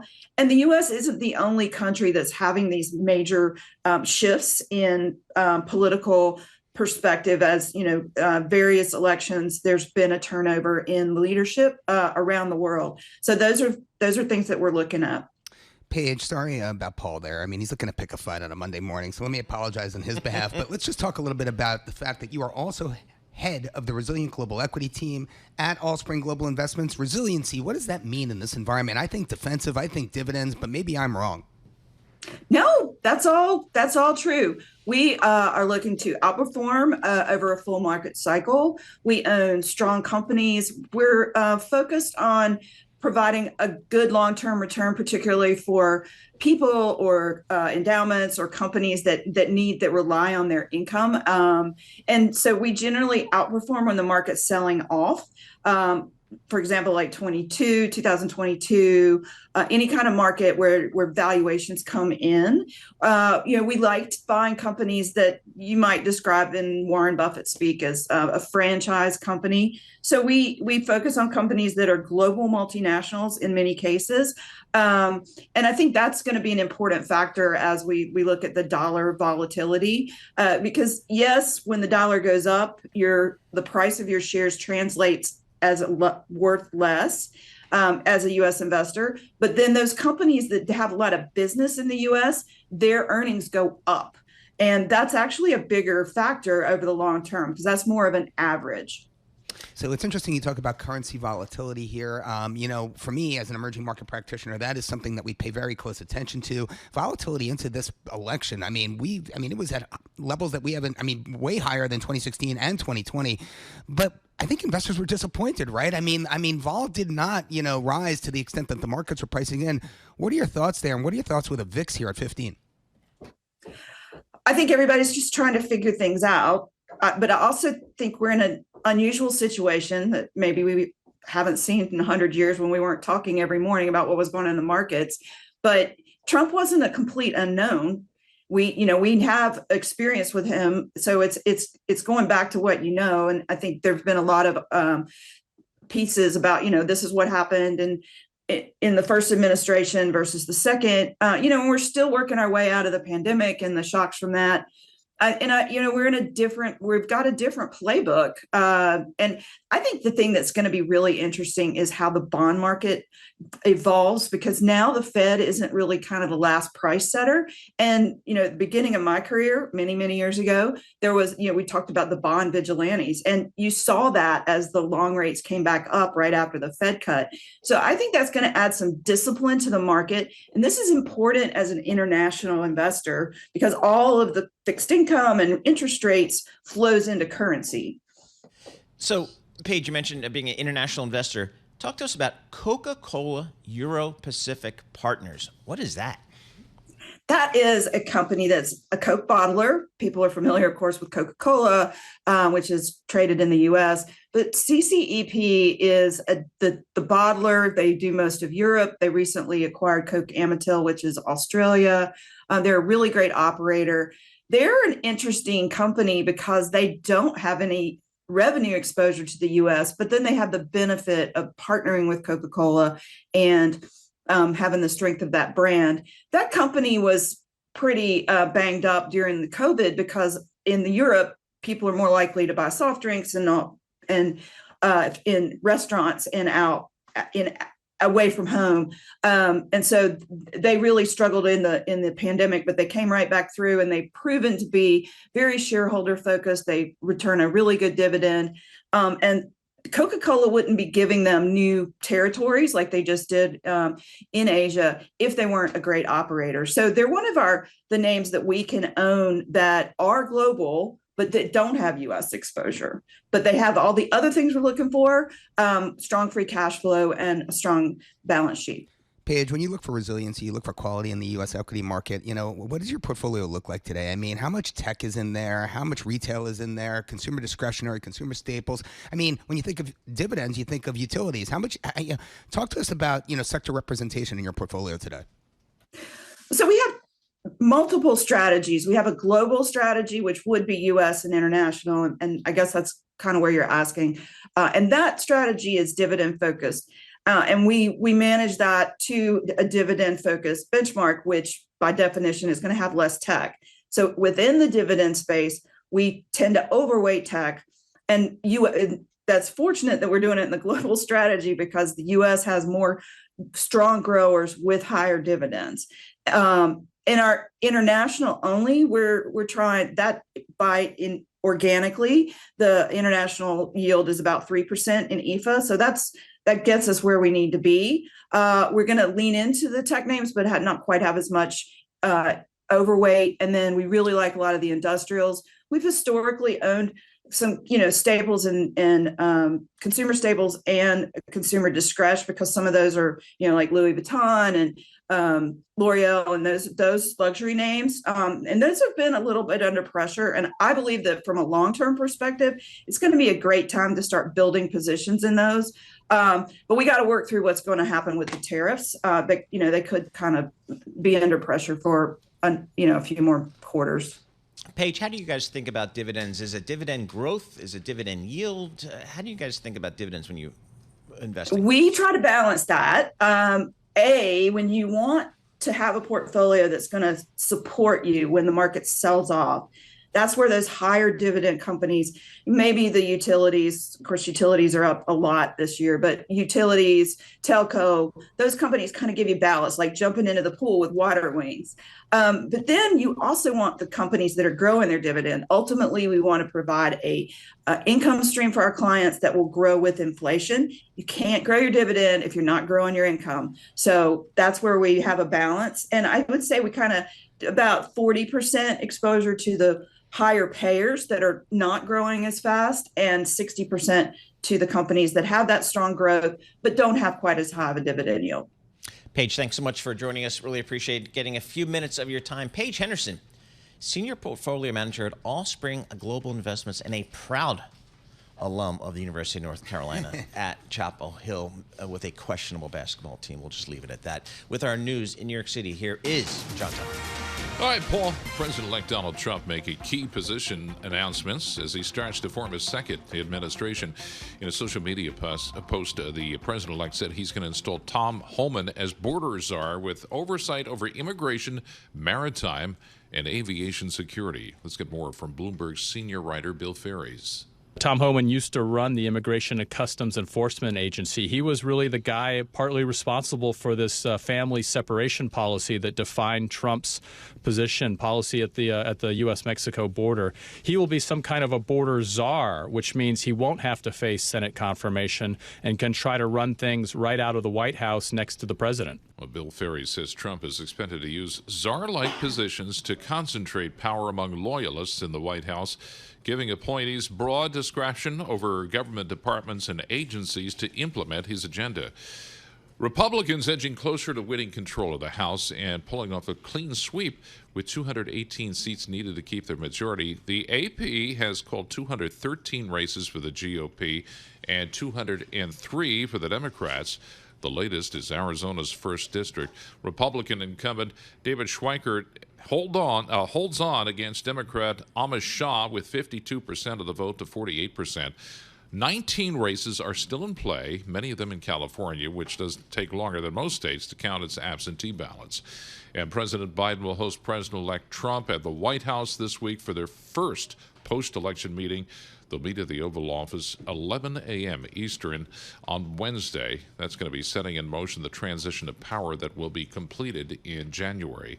And there's now a federal investigation at FEMA after the agency fired a supervisor for what's being called a clear violation of FEMA's core values and principles to help people regardless of their political affiliation.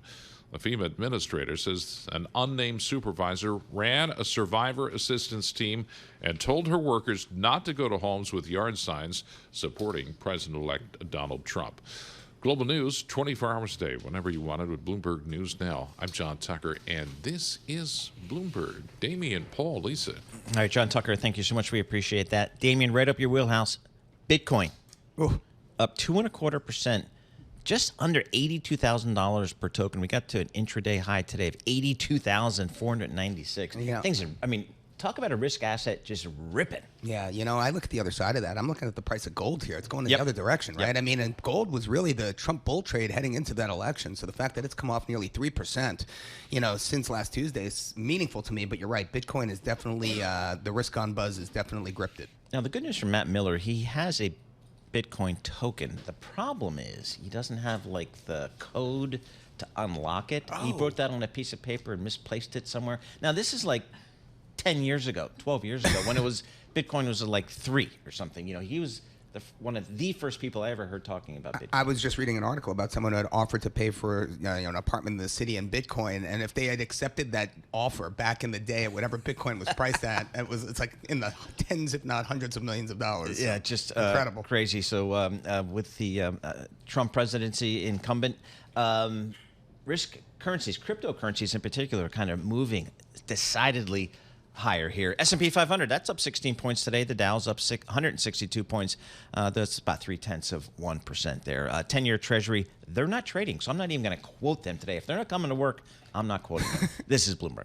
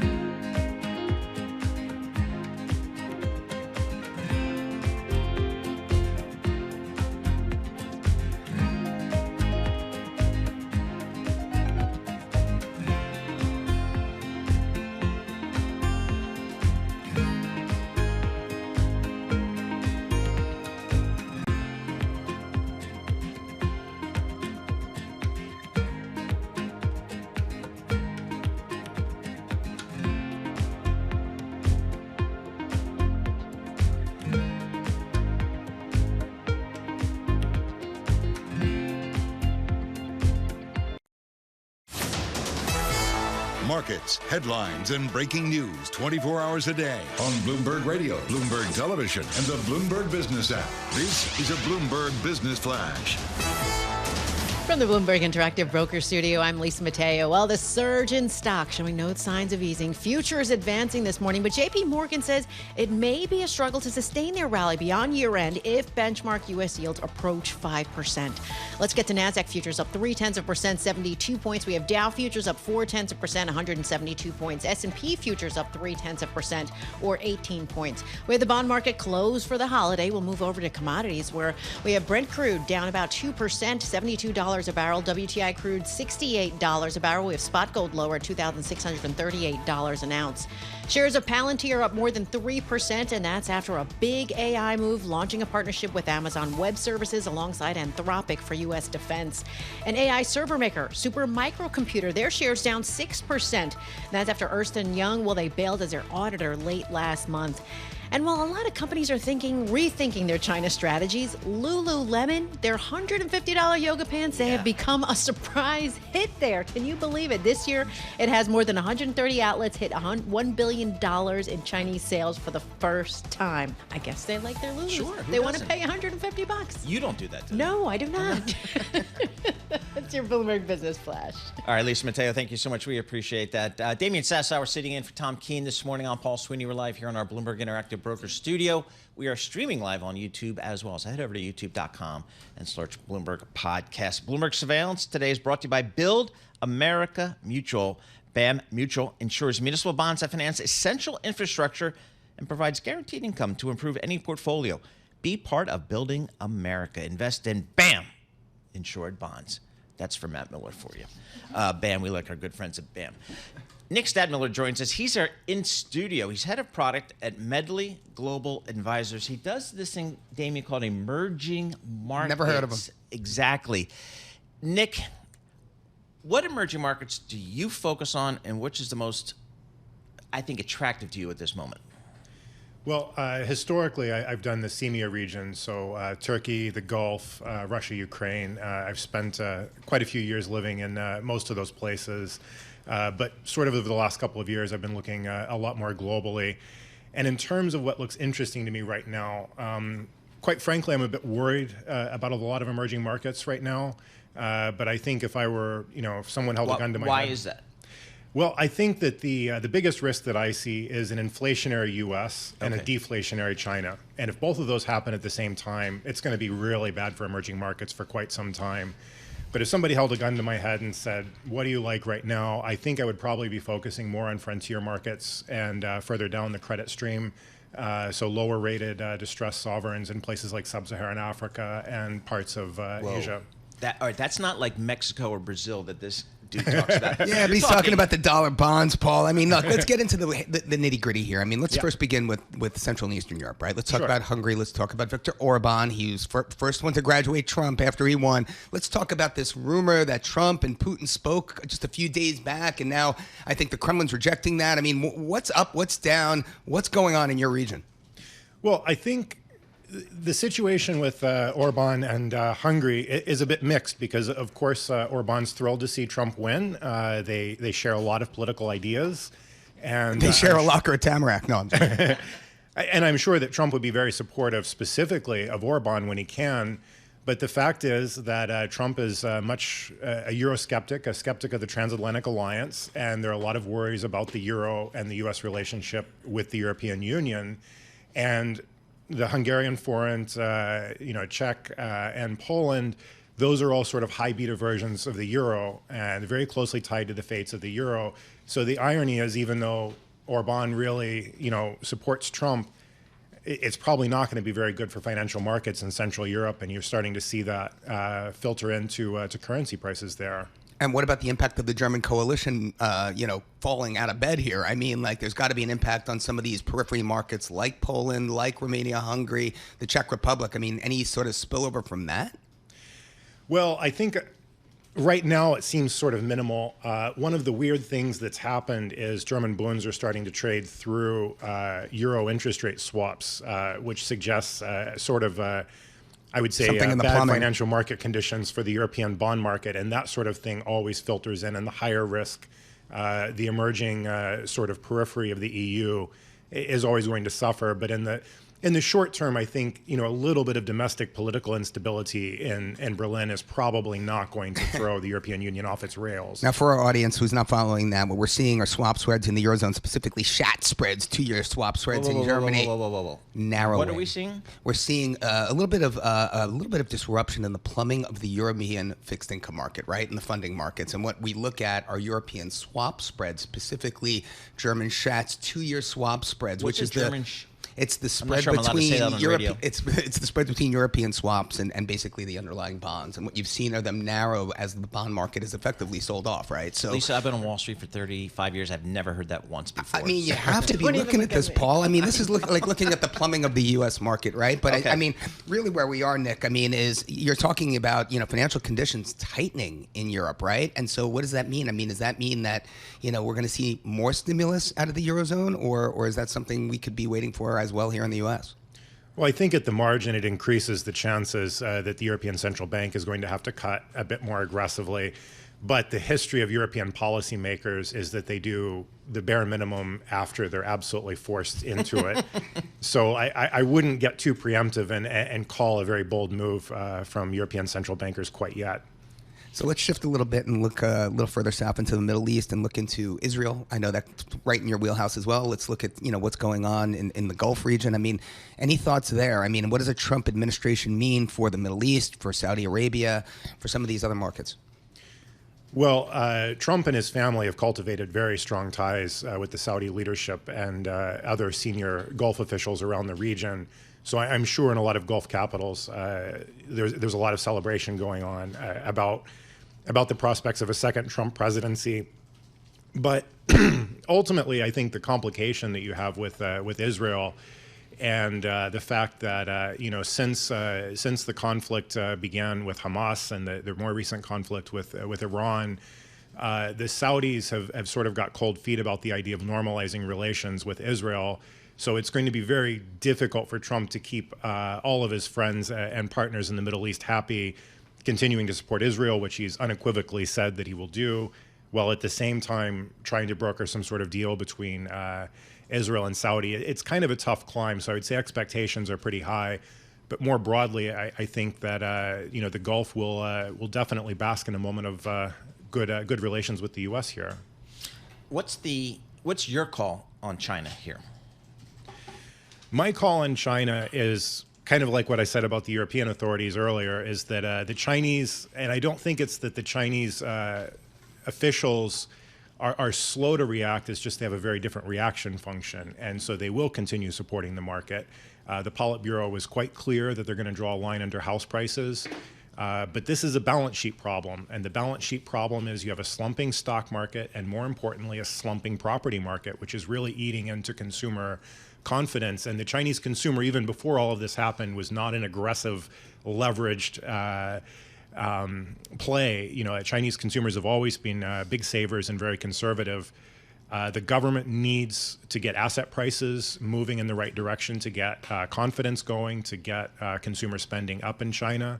And that's going to take time. And I think the way investors think about this is, okay, announce a big bazooka today, and then in a month or two, Chinese consumers are going to spend again, and everything's going to be fine. This is a multi-quarter, if not multi-year, balance sheet problem that authorities are trying to solve. They will do it, but they will do it on their own time frame, and I think investors are going to be disappointed by how long that takes. Nick, last question, 30 seconds here. At the outset of our conversation, you mentioned, sub-Saharan Africa, right? Some of these frontier sovereigns, which are all dollar bonds, but I mean, the spreads on those dollar bonds have come in quite considerably, right? I mean, if you look at the EM distress, the BOFA EM distressed index, it's up 60% year to date, largely because of spread compression in the sovereign space, high yield sovereign space. Just how much juice is left in those bonds, really? Well, probably not another 60%, but I think the story for why the outlook is I think pretty good going forward is, one, you're seeing ongoing reforms and improvements, places like Egypt, which is up there, not sub-Saharan, but in northern Egypt. You're continuing to see good reforms. And I think they're also a little bit less exposed to higher dollar yields because rates are already so high. They move up another 50, 100, 200 basis points. It's not going to kill them. All right, Nick, thank you so much for joining us. Nick Stadtmiller, Head of Product, Medley Global Advisors. They're out there in Milwaukee, but he's here in New York City. Man, there's no way you're getting this dude from like Saudi Arabia, wherever he was, to go to Milwaukee. It's a great town, though, by the way. Nick Stadtmiller, thanks so much for joining us. This is Bloomberg.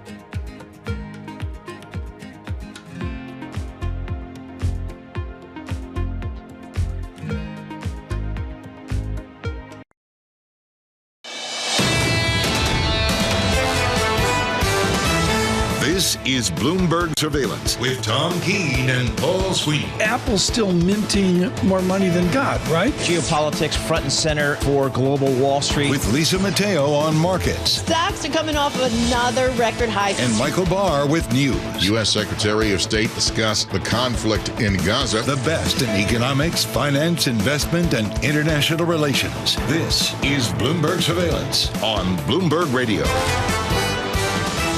All right, coming up in this hour, we're going to check in with Lori Calvasina, head of U.S. equity strategy at RBC Capital Markets, get her thoughts on these markets. And then in studio later on this hour, Cam Dawson, CIO at New Edge, will discuss the equity rally. Is there more legs to go?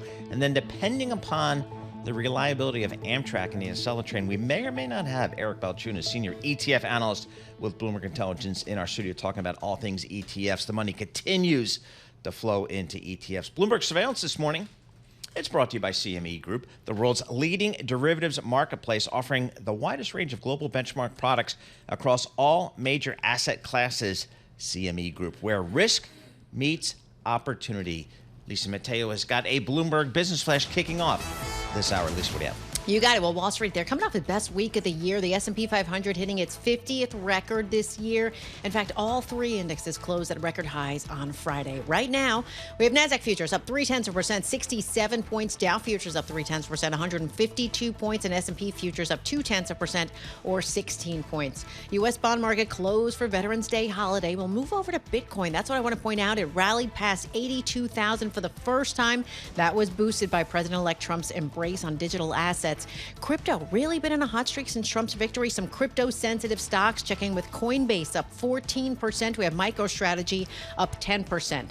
Tesla among one of the most actively traded stocks this morning. Their shares up 6%. The company reaping the benefit of the so-called Trump trade. A rally in shares this Friday. It sent the company back over the $1 trillion mark for the first time since 2022. Bank stocks extending their gains. Investors hoping for a revival in deal making. JP Morgan Chase, Goldman Sachs up 1%. Morgan Stanley up about 1.5%. And finally, shares of Cigna up 6% after it said it will not pursue a combination with rival insurer Humana. Humana is down 5%. That is your Bloomberg Business Flash. Paul and Damian. All right, Lisa Mateo, thank you so much. We appreciate that. Damian Sassower doing his best to sit in for Tom Keene in the big chair. I'm Paul Sweeney. We're live here in our Bloomberg Interactive Broker Studio. We're streaming live on YouTube. That's video, Damian. Video. Go to youtube.com, search Bloomberg Podcast, and that's where you find us. Markets just ripping here. They love this Trump trade here thing. They love the risk-on appetite here. We, again, got Bitcoin over 80,000 per token. That gives you a sense of the risk-on environment. What does it mean for stocks going forward here? Lori Calvasina joins us, head of U.S. Equity Strategy at RBC Capital Markets. For folks that have been around the street once in a while, Royal Bank of Canada, RBC. Lori Calvasina. Lori, thanks so much for joining us here. As you guys kind of woke up on your team last Wednesday morning with the election, how did you guys change kind of your outlook, if at all, as it relates to U.S. equity strategy?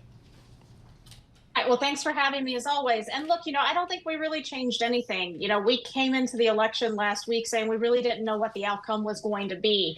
I think we're in the discovery process at this point in time in terms of figuring out exactly what Trump wants to prioritize. This is my 7th presidential election in an equity strategy team on Wall Street. I'm letting you do the math and figure out, how old I am. But, I think one of the things we've learned is that you get this whole menu of things, right, that candidates put out, and they're not possibly going to be able to do all of them. We do take Trump pretty seriously that he wants to do what he said. But there are some congressional realities he has to bump into as well. And I think that's why you sort of saw this initial big surge. And then things did settle down just a little bit. So I would say nothing's really changed in terms of our outlook. We're still using all our same tools. I do think we have a little bit of policy uncertainty to work through. But generally, I think the market is giving the benefit of the doubt right now to the politicians down in D.C. that the positives are going to outweigh the negatives. Lori, we all know about that strong correlation between U.S. GDP, the forecast revision index for U.S. GDP, and the S&P 500. Talk to us a little bit about your growth expectations in the U.S. now that the Republican Party has swept pretty much not just the White House but Congress as well. So when we think about the economic growth expectations, one of the things that really was interesting to me during the campaign season is that we were not hearing a lot about the industrial economy in terms of specific things the two candidates wanted to do. Of course, we heard about tariffs, and the hope is that brings back domestic manufacturing. But we heard a lot about things, like taxes, no more taxes on tips. And so, I do think that the whole idea of the consumer, especially the low-end consumer, may be in need of some help. Let's see if anything comes out of Washington on that front. I think certainly the tax cuts, sort of speak to the hope that it will sort of preserve the spending power of all kinds of consumers. But I think we have just a general problem in the post-COVID environment, which is that economists keep underestimating GDP in the U.S. And we're just constantly playing catch-up, except for 2022. The numbers are starting out too low, and everyone's chasing their tails, and then the market's racing up because there's just this resiliency in the overall stats that's been underappreciated. So as we look to next year, the numbers have been a little bit below 2%. 0 to 2% is typically a very weak environment for the stock market, but 2 to 4 is typically very strong. And if the market can get excited enough and the economists can get excited enough to add just a little bit to their GDP forecast for next year, that should give us a pretty strong backdrop economically. Small caps. What do you think, Lori, right here? This one's tough. I mean, there was so much good news baked into the small caps coming into the election. If I look at the positioning data on CFTC, it's interesting. If you go back to the first Trump presidency, it wasn't like small caps just outperformed and went up and to the right. What we saw were 3 distinct outperformance trades relative to large. One in 2016 on general Trump optimism, a second in 2017 on the passage of corporate tax reform. And then we got a third one in 2018 as the early stages of the China trade war, people wanted to buy the USA and thought the US would be okay. The rest of the world would have a recession. And so buying the small caps was the most easy way, the purest way to buy domestic exposure for the U.S. And what we saw in the positioning data, as well as valuation data, if you just looked at a weighted median PE in the Russell, is you just kept hitting up against the ceiling. And guess what? On the positioning data, coming into the election, we were already back at those 2016 highs. Maybe a little bit more room to get there, but not quite. Valuations have given us a little bit more room. So we ended last Thursday. I don't have the Friday data point yet, but on Thursday, we hit a 17.6 market cap weighted median PE on the Russell. And if you go back to that 2016 period, I think we got up to around 19. But if you went to the 2018 high, we only got up to like 17.9. So we're within that range, but maybe not at the top of that range. So I think there's at least a little bit more room to go. If it peters out here, that doesn't mean you have to write the small caps off. It just may mean that we're in another one of these, kind of very trading oriented environments like we were back then. Lori, everyone this weekend, including myself, had to go back and sharpen their pencils and update their regime models. I'm curious, I was reading over the weekend one Edgar Denny now targeting 8,000 on the S&P 500 in 2026. I mean, talk about Trump 2.0. I mean, he's comparing this environment to the Roaring 20s regimes, Roaring 20s. What do you think there? So look, I'm not quite there. I do sort of sit here and say, like, my positioning data is stretched, my valuation data is a little bit stretched, but I can't really pick out anything in the narrative that makes stocks go down right now. So, that's sort of what we're wrestling with. I will tell you that when I do my modeling, and I always try to stick by the numbers, even when we've got all these exciting stories, we model out the PE for next year, which comes to around 23 times. And we use a few different scenarios, but we have a model that goes back to the 1960s based on inputs of Fed funds, 10-year yields, and also PCE. So we do have to take the idea seriously that some of these proposals could cause inflation to nudge up. We do have to take seriously the idea of what's going on with 10-year yields and why they've been so strong. And I'll tell you that 23 times PE I can get for next year, whether you're using my earnings or consensus earnings, it kind of points to around a 6,200, 6,500 level on the S&P for the end of the year. Now, this is just a model. It's just a guesstimate. If you want to, kind of get higher than that, you can definitely do it on the earnings side. But some of the things, the worries that are emerging on inflation, some of the things we're seeing in 10-year yields, and the idea of a Federal Reserve that may not cut quite as much as people want, that's going to put some pressure on PE multiples. So we're going to have to see how the math shakes out. I still feel pretty constructive on next year, but I would not, sort of put it into the Roaring 20s right now. So then, Lori, last question from me. Are we early cycle, late cycle, or somewhere in between? I think this is a completely different beast. I think as we sort of looked at what happened with the election and really, inflation, right? It seems like that's kind of the one thing a lot of the pundits are pointing to down in DC as making, people really feel like they needed a change. If you go back and look at the misery index in 2022, when the stock market, by the way, priced in a recession, both small cap and large cap, consumer sentiment went down to recession type lows on the Michigan survey. Well, guess what? The misery index spiked to recession type highs because of the spike in inflation and despite the low unemployment rate. So people basically felt like we had a recession, even though you didn't technically have one. I kind of use that as my starting point, and so it feels mid-cycle to me. Lori, always a good time to chat with you. We really appreciate you taking a few minutes of your time. Lori Calvasina, head of U.S. equity strategy at RBC Capital Markets, a former resident on the lawn in Charlottesville. And for those of you that know what it means to live on the lawn at University of Virginia, With our news in New York City, here's John Tucker. All right, Paul and Damian, President-elect Trump moving quickly to fill in key positions for his second term. He's already tapped somebody from his first administration to lead his efforts at the border. Let's get more of that right now from Bloomberg's Gina Cervetti. The president-elect says he'll name Tom Homan to be his border czar. Homan is a former acting head of U.S. Immigration and Customs Enforcement. In Trump's first term, he became the public face of the president's zero-tolerance approach to immigration, which included separating thousands of undocumented children from family members.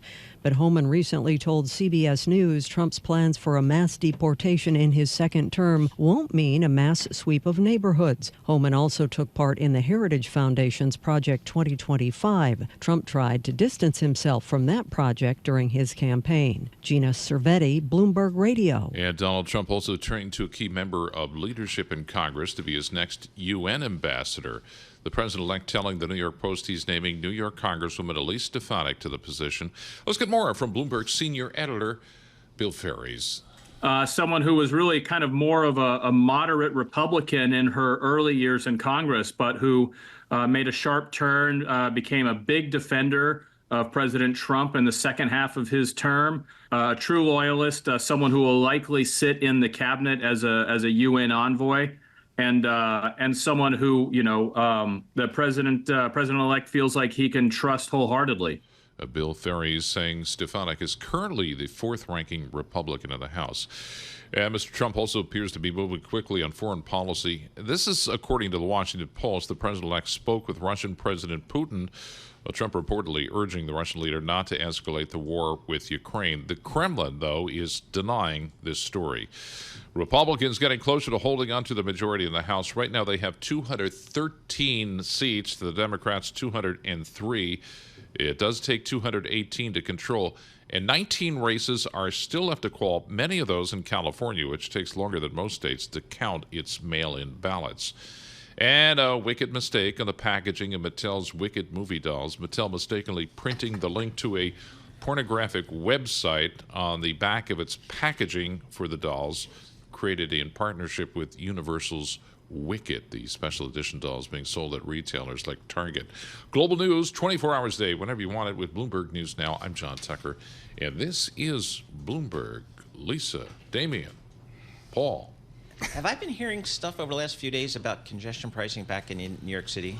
There was a New York Times story from Friday saying that Governor Hochul may consider reinstituting it, but at a lower price, somewhere like about $9 from $15, and trying to do that to raise money for the MTA before President-elect Trump takes office, because apparently he could kill it. Was that the sound of John Tucker running off the road trying to get above 60th Street in Midtown Manhattan? Exactly. I take no position since I resigned my position as congestion correspondent. Exactly. John Tucker, thank you so much. We appreciate that. We're going to have more coming up. This is Bloomberg. Good morning.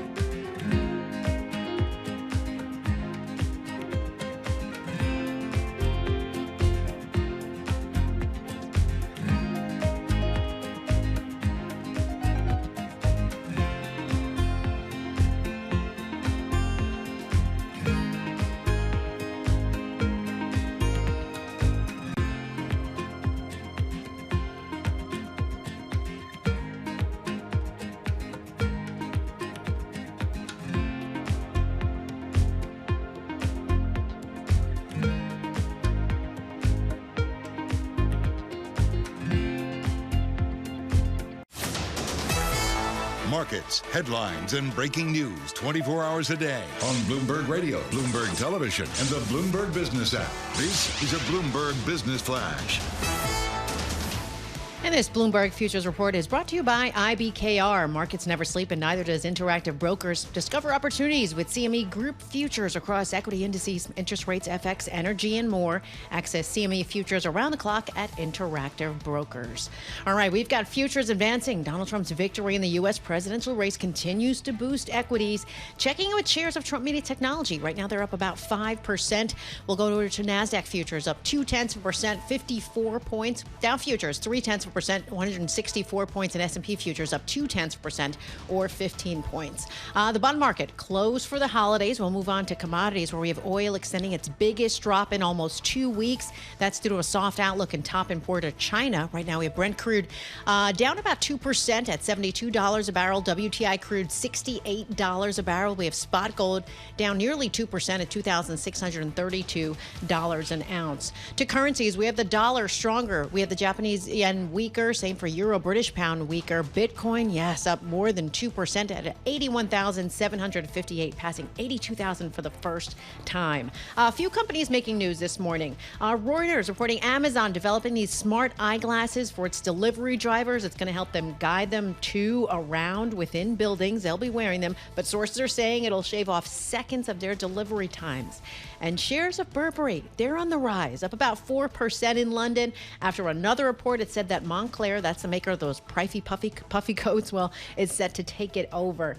Now, as far as earnings this week, we'll feature reports from Home Depot, Disney, Live Nation, and Spotify. For on-demand news 24 hours a day, subscribe to Bloomberg News Now, wherever you get your podcasts. I'm Lisa Mateo. That is a Bloomberg Business Flash. Paul and Damian. All right, Lisa Mateo, thank you so much. We appreciate that. Damian Sassower sitting in for Tom Keene. I'm Paul Sweeney. We're live here in our Bloomberg Interactive Brokers studio. We're streaming live on YouTube as well, so check us out. YouTube.com, search Bloomberg Podcast. Damian, at 9:20 a.m. Wall Street time, along with the NASDAQ and the New York Stock Exchange, we're going to observe a moment of silence for Veterans Day. Yeah, I know. I'm going to have to really zip my mouth to accommodate that. But exactly. I was looking at WTI crude oil. Lisa was just calling it out. Yeah. down 2.7%. Now it's $68.50. I guess that's a real call on the demand side of the economy. Well, the debasement trade's in full effect. I mean, if you look at the broader commodity index, we're now down on the year about 1.2%, the Bloomberg commodity index I'm referring to. But I mean, a lot of that has to do with gold recovering. I mean, falling out of bed a little bit, a bit of a profit taking there. But if you just look at, we've seen a lot of de-risking across the whole of, global financial markets into this election. I just wonder how much cash there is on the sidelines, Paul. How much, how willing are people to reach into their pockets, take their hard-earned dollars and put it to work in places like emerging markets? The verdict is still out. Yeah, exactly. And we've got the equity futures, as Lisa was just reporting, higher across the board here. The bond market folks aren't working today, but the 10-year Treasury sitting at 4.3%. And again, just looking at Bitcoin, up 2.4%, 81,800 on Bitcoin. So it kind of goes to the whole concept of the risk trade on here. Bitcoin, that is certainly the play. Well, look, one market that is up here is the currency market, and it is red across the board. I can't find one currency in G10 or, for that matter, emerging markets that's up versus the dollar here. Yep, very good. So again, futures a little bit higher here in the market. S&P up 0.3%. The Nasdaq up about 0.3% as well. The stocks index for Europe up 1.3% today. So they've had a good day. Right now, we're going to join our friends at Nasdaq and the New York Stock Exchange, observing a moment of silence on behalf of our veterans on Veterans Day.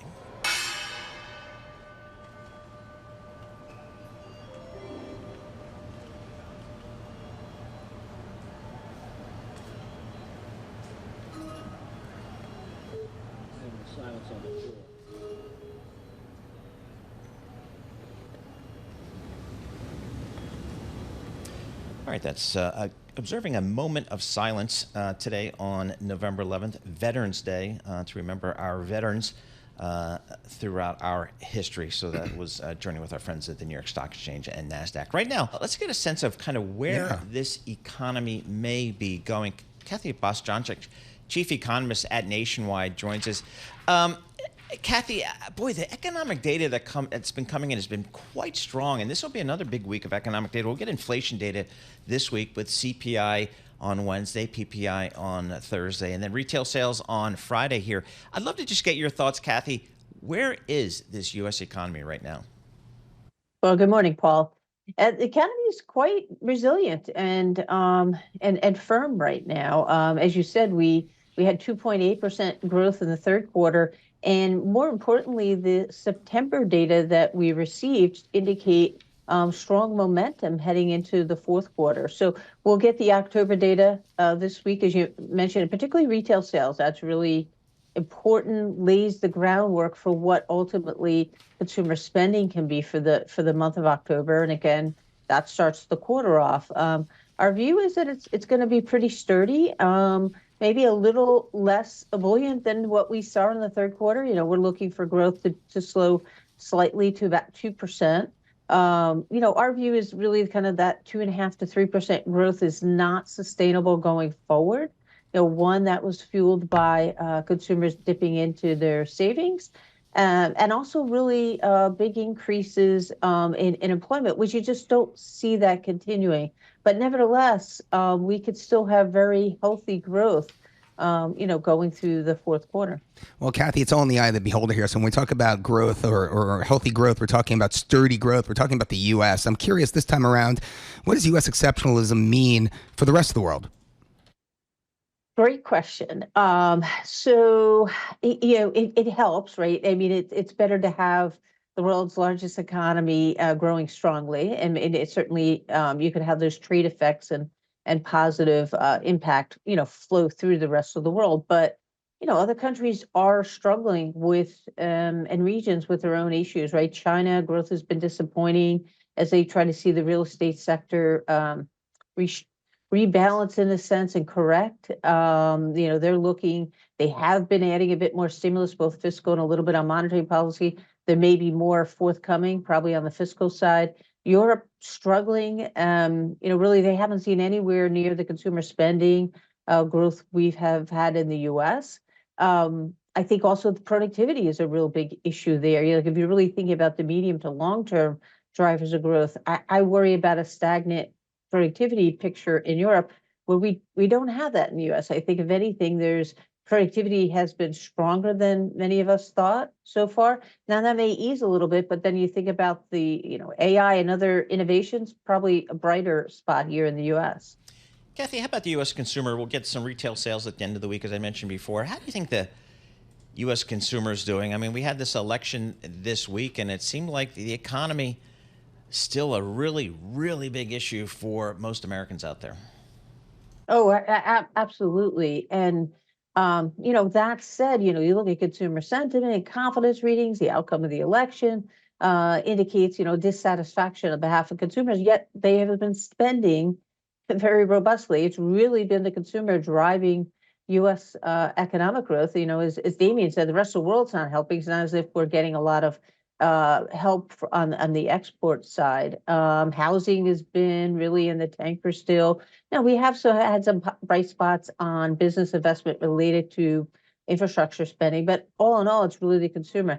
I think that, there's a bifurcation within the consumer, middle income, lower income, still feeling the headwinds of high prices, right? Even though inflation has slowed, the level is high.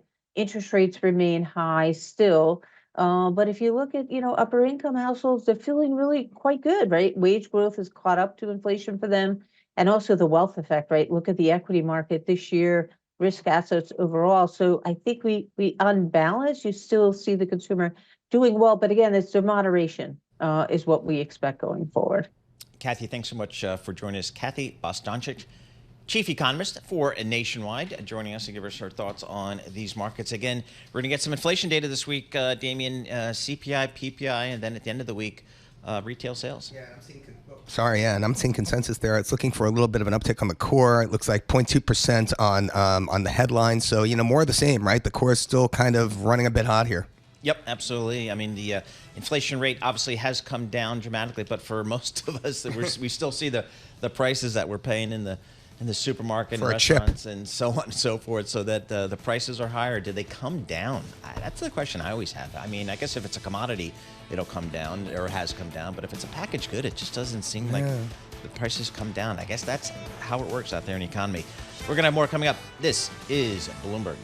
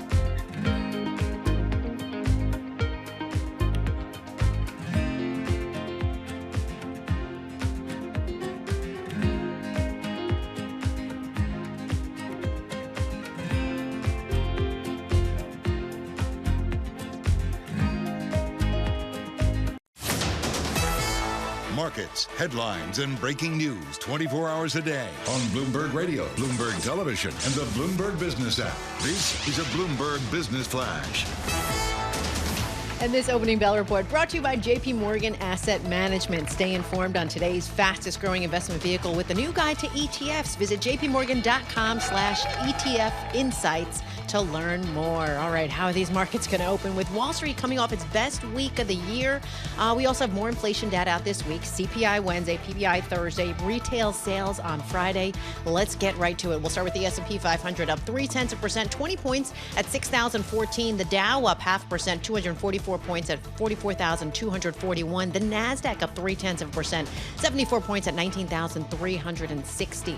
We head over to the bond market, which is closed. We move on to commodities. Then we have Brent crude down about 2% at $72 a barrel. WTI crude $68 a barrel. We have spot gold about 2% lower at $2,626 an ounce. Looking at currencies, we have the dollar stronger. We have the Japanese yen, euro, British pound weaker. Bitcoin, look at this, 81,717, up more than 2% at the open. Also want to check in with shares of Tesla. They're up about 7%. That is your Bloomberg opening bell report. Paul and Damian. All right, Lisa Mateo, thank you so much. We appreciate that. Damian Sassower sitting in for Tom Keene. I'm Paul Sweeney. We're live here in our Bloomberg Interactive Broker studio. We're streaming live on that internet thing. You go over to youtube.com, you type in Bloomberg Podcast, and boom, there we are. Cam Dawson joins us. She's the CIO at New Edge Wealth. She joins us in our Bloomberg Interactive Broker studio. Cam, this risk-on trade has got some legs here. Are you worried about valuations in these markets? How do we think about how much more we can go on this risk-on trade here? I think that we have to appreciate in the short term that the trend is still resoundingly positive. And that has been the theme all year long, which is that every time that this market has been challenged, it pulls just slightly back to trend and keeps roaring higher. I don't think that we can ignore completely how stretched valuations are getting. We're trading at 22.6 times forward earnings on forward earnings that do look fairly optimistic. And that 22.6 times is just shy of the 23 times forward that we got to at the peak in 2020 when earnings were depressed and the Fed was flooding markets with liquidity. So it's a question of, does that act as a ceiling, or do we go into rarefied air and trade up to these valuations on some sort of animal spirits positioning chase? Well, Cam, we talked about that roaring 20s regime. And so, my question then to you is, where do you see the terminal Fed funds rate ending at? I mean, do we see the risk that, maybe the Fed won't cut as nearly as much as markets are pricing in? I mean, is there a possibility that rates could actually be higher by this time next year? Is that something that you guys are even modeling out? It's been our view that the Fed is not going to cut nearly as deep as what they expected and what the bond market expected just a couple of months ago. Now, it should be noted that currently the dot plot, the one that we got back in September, the market actually has the Fed now cutting less than the dot plot is forecasted. So we think in December we could get a relatively hawkish dot plot where they remove some of those cuts. We've been of the view that this economy is more resilient to short-term interest rates, less sensitive to them compared to prior cycles, which suggests that the neutral rate is higher this cycle, which just means that the Fed, unless we get a sharp weakening in economic growth, is unlikely to cut as much as they think that they will.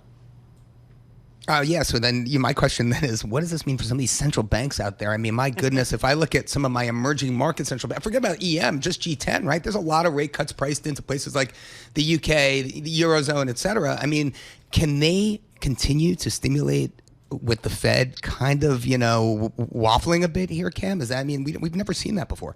Well, certainly as a tale of two cities or a tale of two continents where we have seen this U.S. economic resilience. We think part of that is because of that lower sensitivity to short-term interest rates in the U.S. compared to a place like Europe, and the fact that we've had far more aggressive fiscal stimulus. So what this means is that the Fed has the potential to remain tighter than the rest of the world, and that's what you're seeing within the currency markets. Look at the dollar. It continues to drift higher, and just suggesting that U.S. economic dominance is really being reflected within FX. Cam, we're pretty much through the earnings cycle this time. What did you take away from earnings and maybe even some of the guidance coming out of this cycle? Earnings have been resilient. If you look, about 75% of companies are beating on EPS, 60% are beating on revenue. That's all very consistent with prior expectations or prior earnings cycles. What we've also seen is a slight revision higher, with earnings coming in better than what was expected, 5% versus the 4.3% which was expected going into the quarter. So all in, it's been good news. We haven't gotten a lot of guidance yet as to the outlook in 2025, but we would note that the market is expecting a huge inflection in the 493 stocks. They only delivered about 0.1% growth this quarter. The market is expecting that to go to 12% growth next quarter for 4Q, or the one we're in right now, and stay in that low double digits through the remainder of 25. We think that's a big show me story. Cam, carry trade Dawson, I love what you were talking about with currencies there. I mean, I have to agree with you. If you look at the performance of a carry basket in currencies since the election, I mean, it's up 1.5%. Now, carry basket of currencies are high yielders getting long the high yielders and short the low yielders, right? Okay. So, I mean, that's a trade that's worked really, really well in the market for the better part of the last 3 years. I'm talking Mex peso, Japanese yen. And if we're moving back into a regime where we can extend that a little bit more, forget about it. I mean, the search for incremental yield is going to be there. So, Cam, I completely agree with you. And I guess, this is my question. What regime are we really in here? Are we early cycle? Are we late cycle? I've asked this to pretty much everyone this morning. Are we somewhere in between? What are your thoughts? We've been in the we are late cycle, but that doesn't mean the cycle is ending camp. And we define late cycle as the traditional things that you see before you have some kind of economic issue, which is you have low unemployment that has room to go higher, not necessarily lower. If you look at these long cycle dynamics of fixed asset investment within real estate, those kinds of things are still at their prior highs or kind of cycle highs, which just suggests that this is not an economy that has some big pent-up demand. This is not an economy that has seen a lot of underinvestment, that has a lot of room to run. But that also doesn't mean that the cycle is ending immediately, which is why we're still not making a recession call for 2025. We reserve the right to change our minds, but we're not seeing signs yet that we're imminently dropping into a recession. All right, so on the fixed income space, if we're not going to a recession, do I stick with my 2-year Treasury at 4.25%, even though the bond traders aren't in today? Or do I take some credit risk here? Well, you're not really getting paid for credit risk. Okay. Last week, we saw the high yield spread dip down to 302 basis points. That's below the lows we got to in 2021, which of course we know was a loose, wide open market.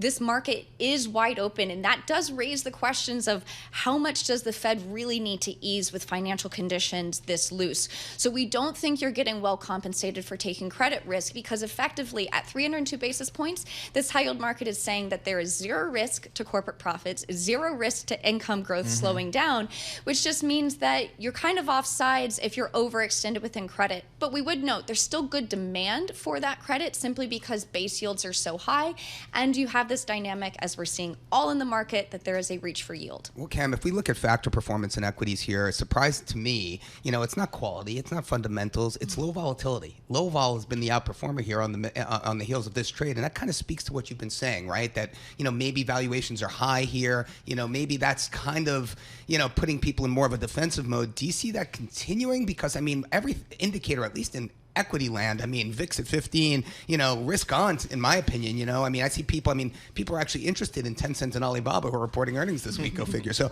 talk to me, Cam, a little bit about, where we are in equities and how investors should be positioning. Yeah, we have been seeing cyclicals outperform defensives, so that's an interesting dichotomy to see low vol, because typically that is coincident with defensives performing better. Our strategy is one of sticking with high quality. We think that there are times when you underperform. Certainly you have junk rallies and dumpster diving rallies, but through the cycle, high quality names with good free cash flow, strong return on invested capital, good balance sheets, that they are the ballast in a portfolio. So what we continue to look for is names that are trading at reasonable valuations with those characteristics, which just means for incremental dollars, we are looking to places like value with those quality dynamics, mid-cap with those quality dynamics, and being hyper selective to not chase some of the junk and low quality areas that have been leading this market.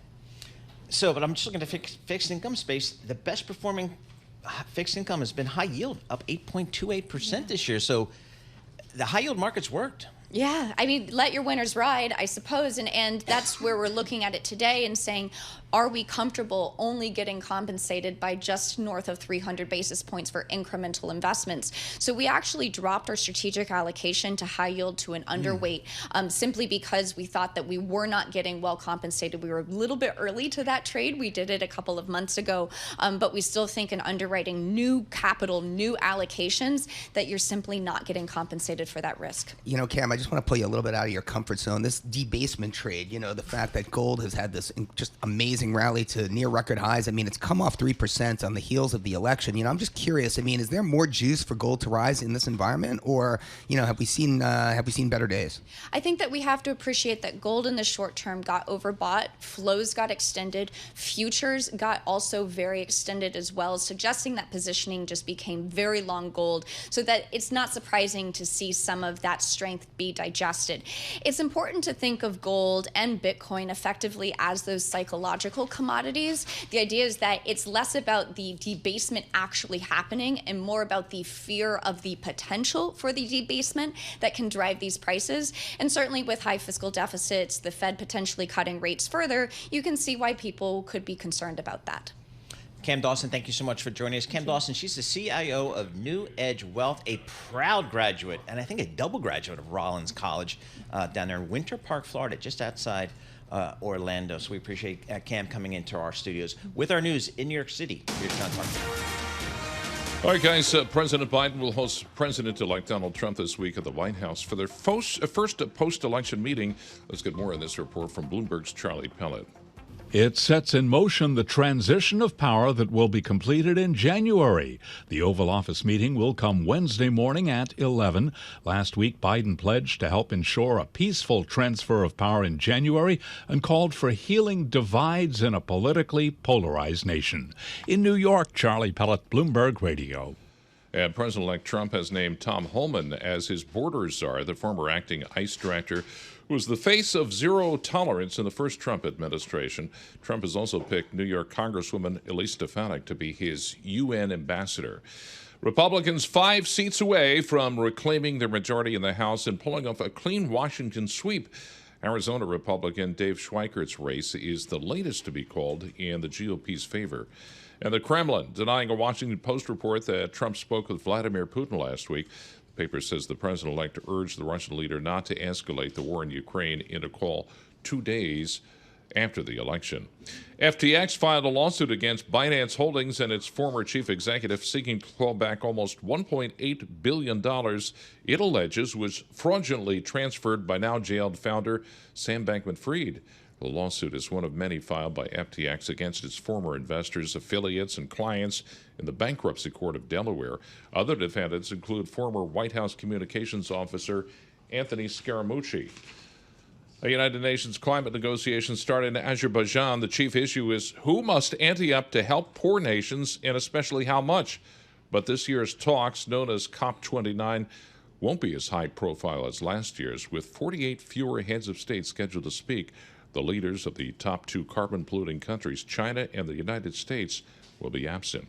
Global news, 24 hours a day, whenever you want it, with Bloomberg News Now. I'm John Tucker, and this is Bloomberg. Paul, Damian, Lisa. All right, John Tucker, thank you so much. We appreciate it. All right.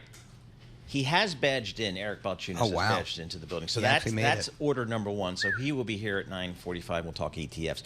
So that just means that Acela is running on time, Amtrak is running on time, and all is good with the world.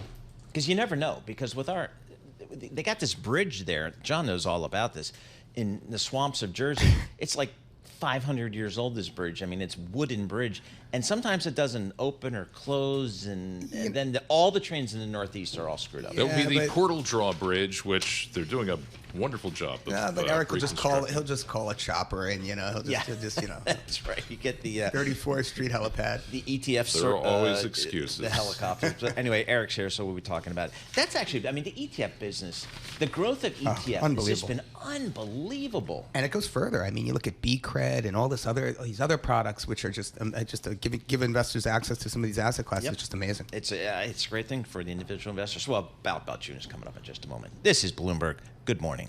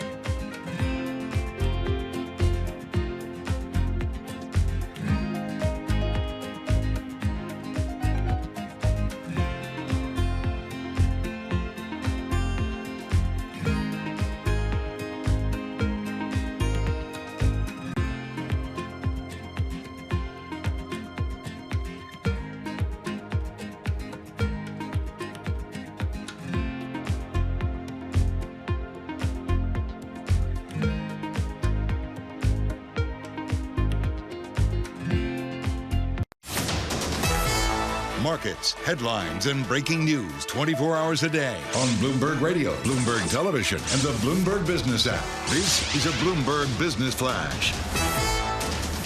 From the Bloomberg Interactive Broker Studio, I am Lisa Mateo. Stocks extending their post-election advance and the dollar on track for a one-year high. This as this week's major economic indicators turn to inflation, consumer spending.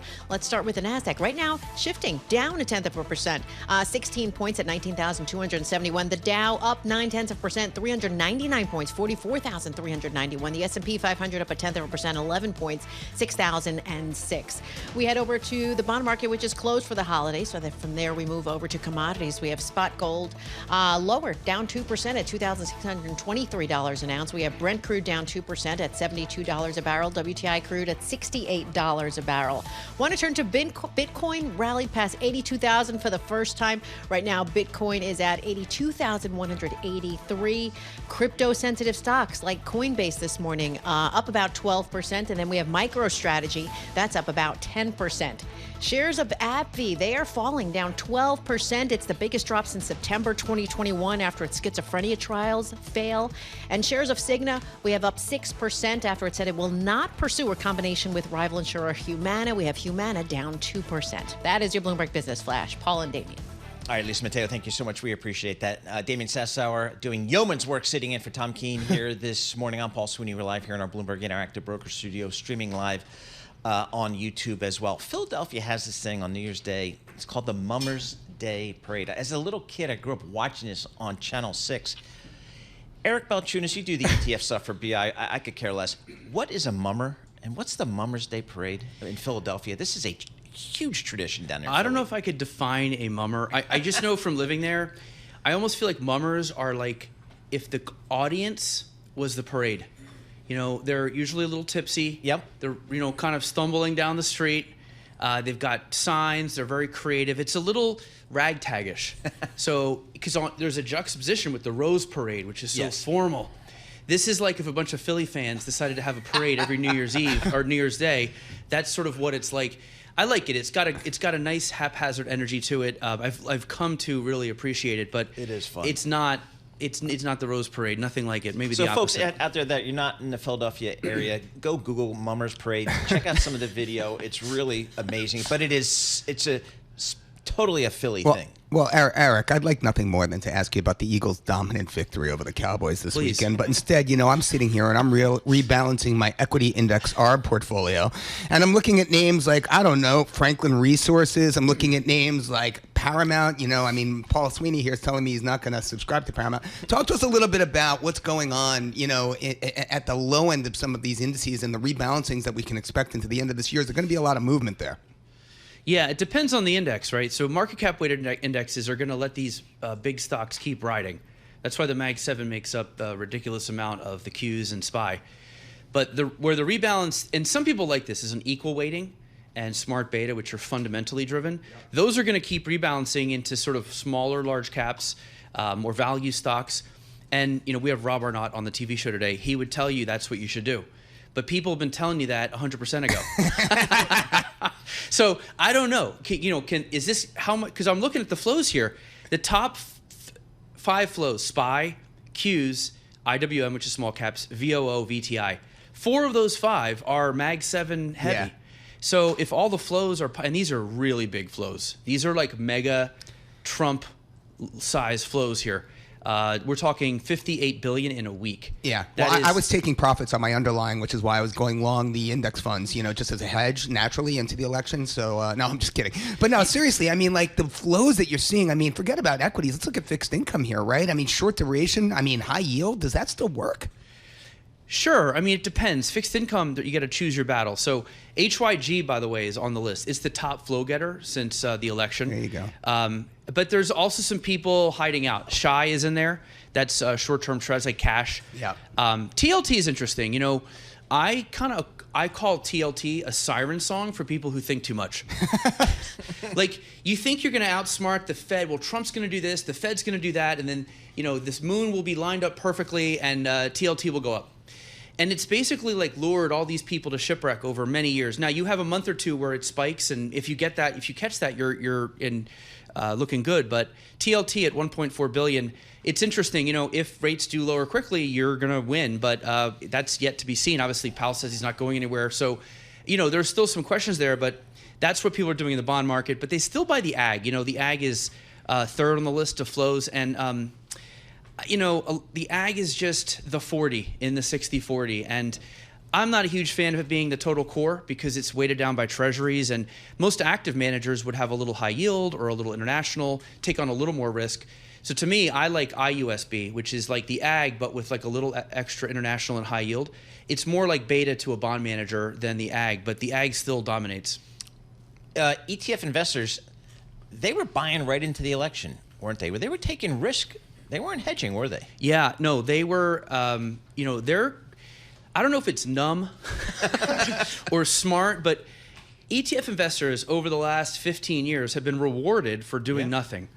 And so they are totally immune to scary headlines now, or even their own fears.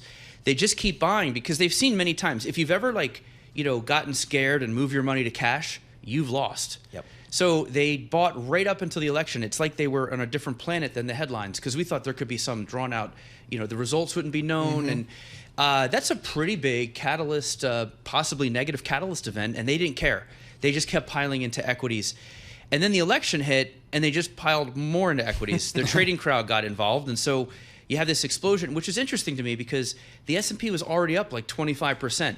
You're only supposed to get 9% a year from the S&P, so you're already like 3 times, and that just pushes it higher. So, look, I don't know. I think if you're a calculating person with a couple CFAs and you're looking at this, it's just so hard to keep buying into it. But that just seems to be what's working, and I'm not sure what the answer is going forward. Eric, talk to us a little bit about this Bitcoin ETF. I am hearing all sorts of things about it, but the volumes speak for themselves. I mean, people are really buying this up. I mean, is there, is this real? Is this real? It is real. Like, I know, I get it. Like, I've had this theory on Bitcoin. If you don't have any issue with the debasement of a currency or the national debt, you probably don't understand the point of Bitcoin. You're like, I don't get it, don't need it. But if one of those two things worries you a little, and you think maybe the real returns are not going to be as good as the returns on your screen, then Bitcoin is really going to appeal to you, just like gold. But to me, Bitcoin is gold with benefits. But you just said that, just like gold, but you can't say just like gold because GLD right now is down 2.4% on the day. I mean, I know it's early going, but I mean, gold is going the other direction. Gold, I kind of admire gold. It is a true punk rocker. It is zero correlation. Bitcoin is positively correlated to stocks. It's more like that's why to me, Bitcoin is like young gold. I mean, it's literally 16 years old. If you know any 16-year-olds, they're got attitude, they're volatile, and right now because everybody has these boring cheap beta cores, they're looking for a little excitement. So to me, you get the store of value, the currency debasement hedge, plus the hot sauce aspect of it, and I think that's why it's real and is selling and will pass gold, and we think maybe even double or triple the assets in gold ETFs. Wow. What's the flavor of the month in your ETF? By the way, world? good thing Tom wasn't here to hear that. Yes, exactly. That would have his head would have exploded. He might be dialing in soon. What's the flavor of the month for you on ETFs these days? What's getting your attention here? Or getting your attention? Look, I've been a fan, and I just wrote about it again. Is the uranium ETFs? The what ETFs? Uranium. Okay. Yeah. All no, right. I know. You're like yellow cake. Yes. What am I doing? So basically, we call this green investing for realists, because if you look, and we have this new theme that the AI theme, uranium's a backdoor way to play it. That's right. Because these power. companies, these data Amazon, centers need power. Yeah, they need nuclear power. Exactly. AI takes so much energy, and now these big tech companies are buying their own little micro reactors. And so if they're into it and they're like the smartest people in America, it's going to help the sentiment for others. And these ETFs there's been a couple of them that come out, but they're now, I think, $7-8 billion. They just passed clean energy ETFs in assets. So now uranium ETFs have more than clean energy. Isn't that interesting? That Although is. Yeah. You could argue they are clean energy, but right. In many databases, they're not actually categorized as clean energy. But I think ultimately they will be adopted by clean energy, and they should. It is clean energy. It's just got that sort of like high tail risk that freaks people out. All right, Eric Balchunas, always appreciate it. Eric Balchunas, ETF analyst, Bloomberg Intelligence, proud rider of Amtrak from Philadelphia to New York. This is Bloomberg. Good morning.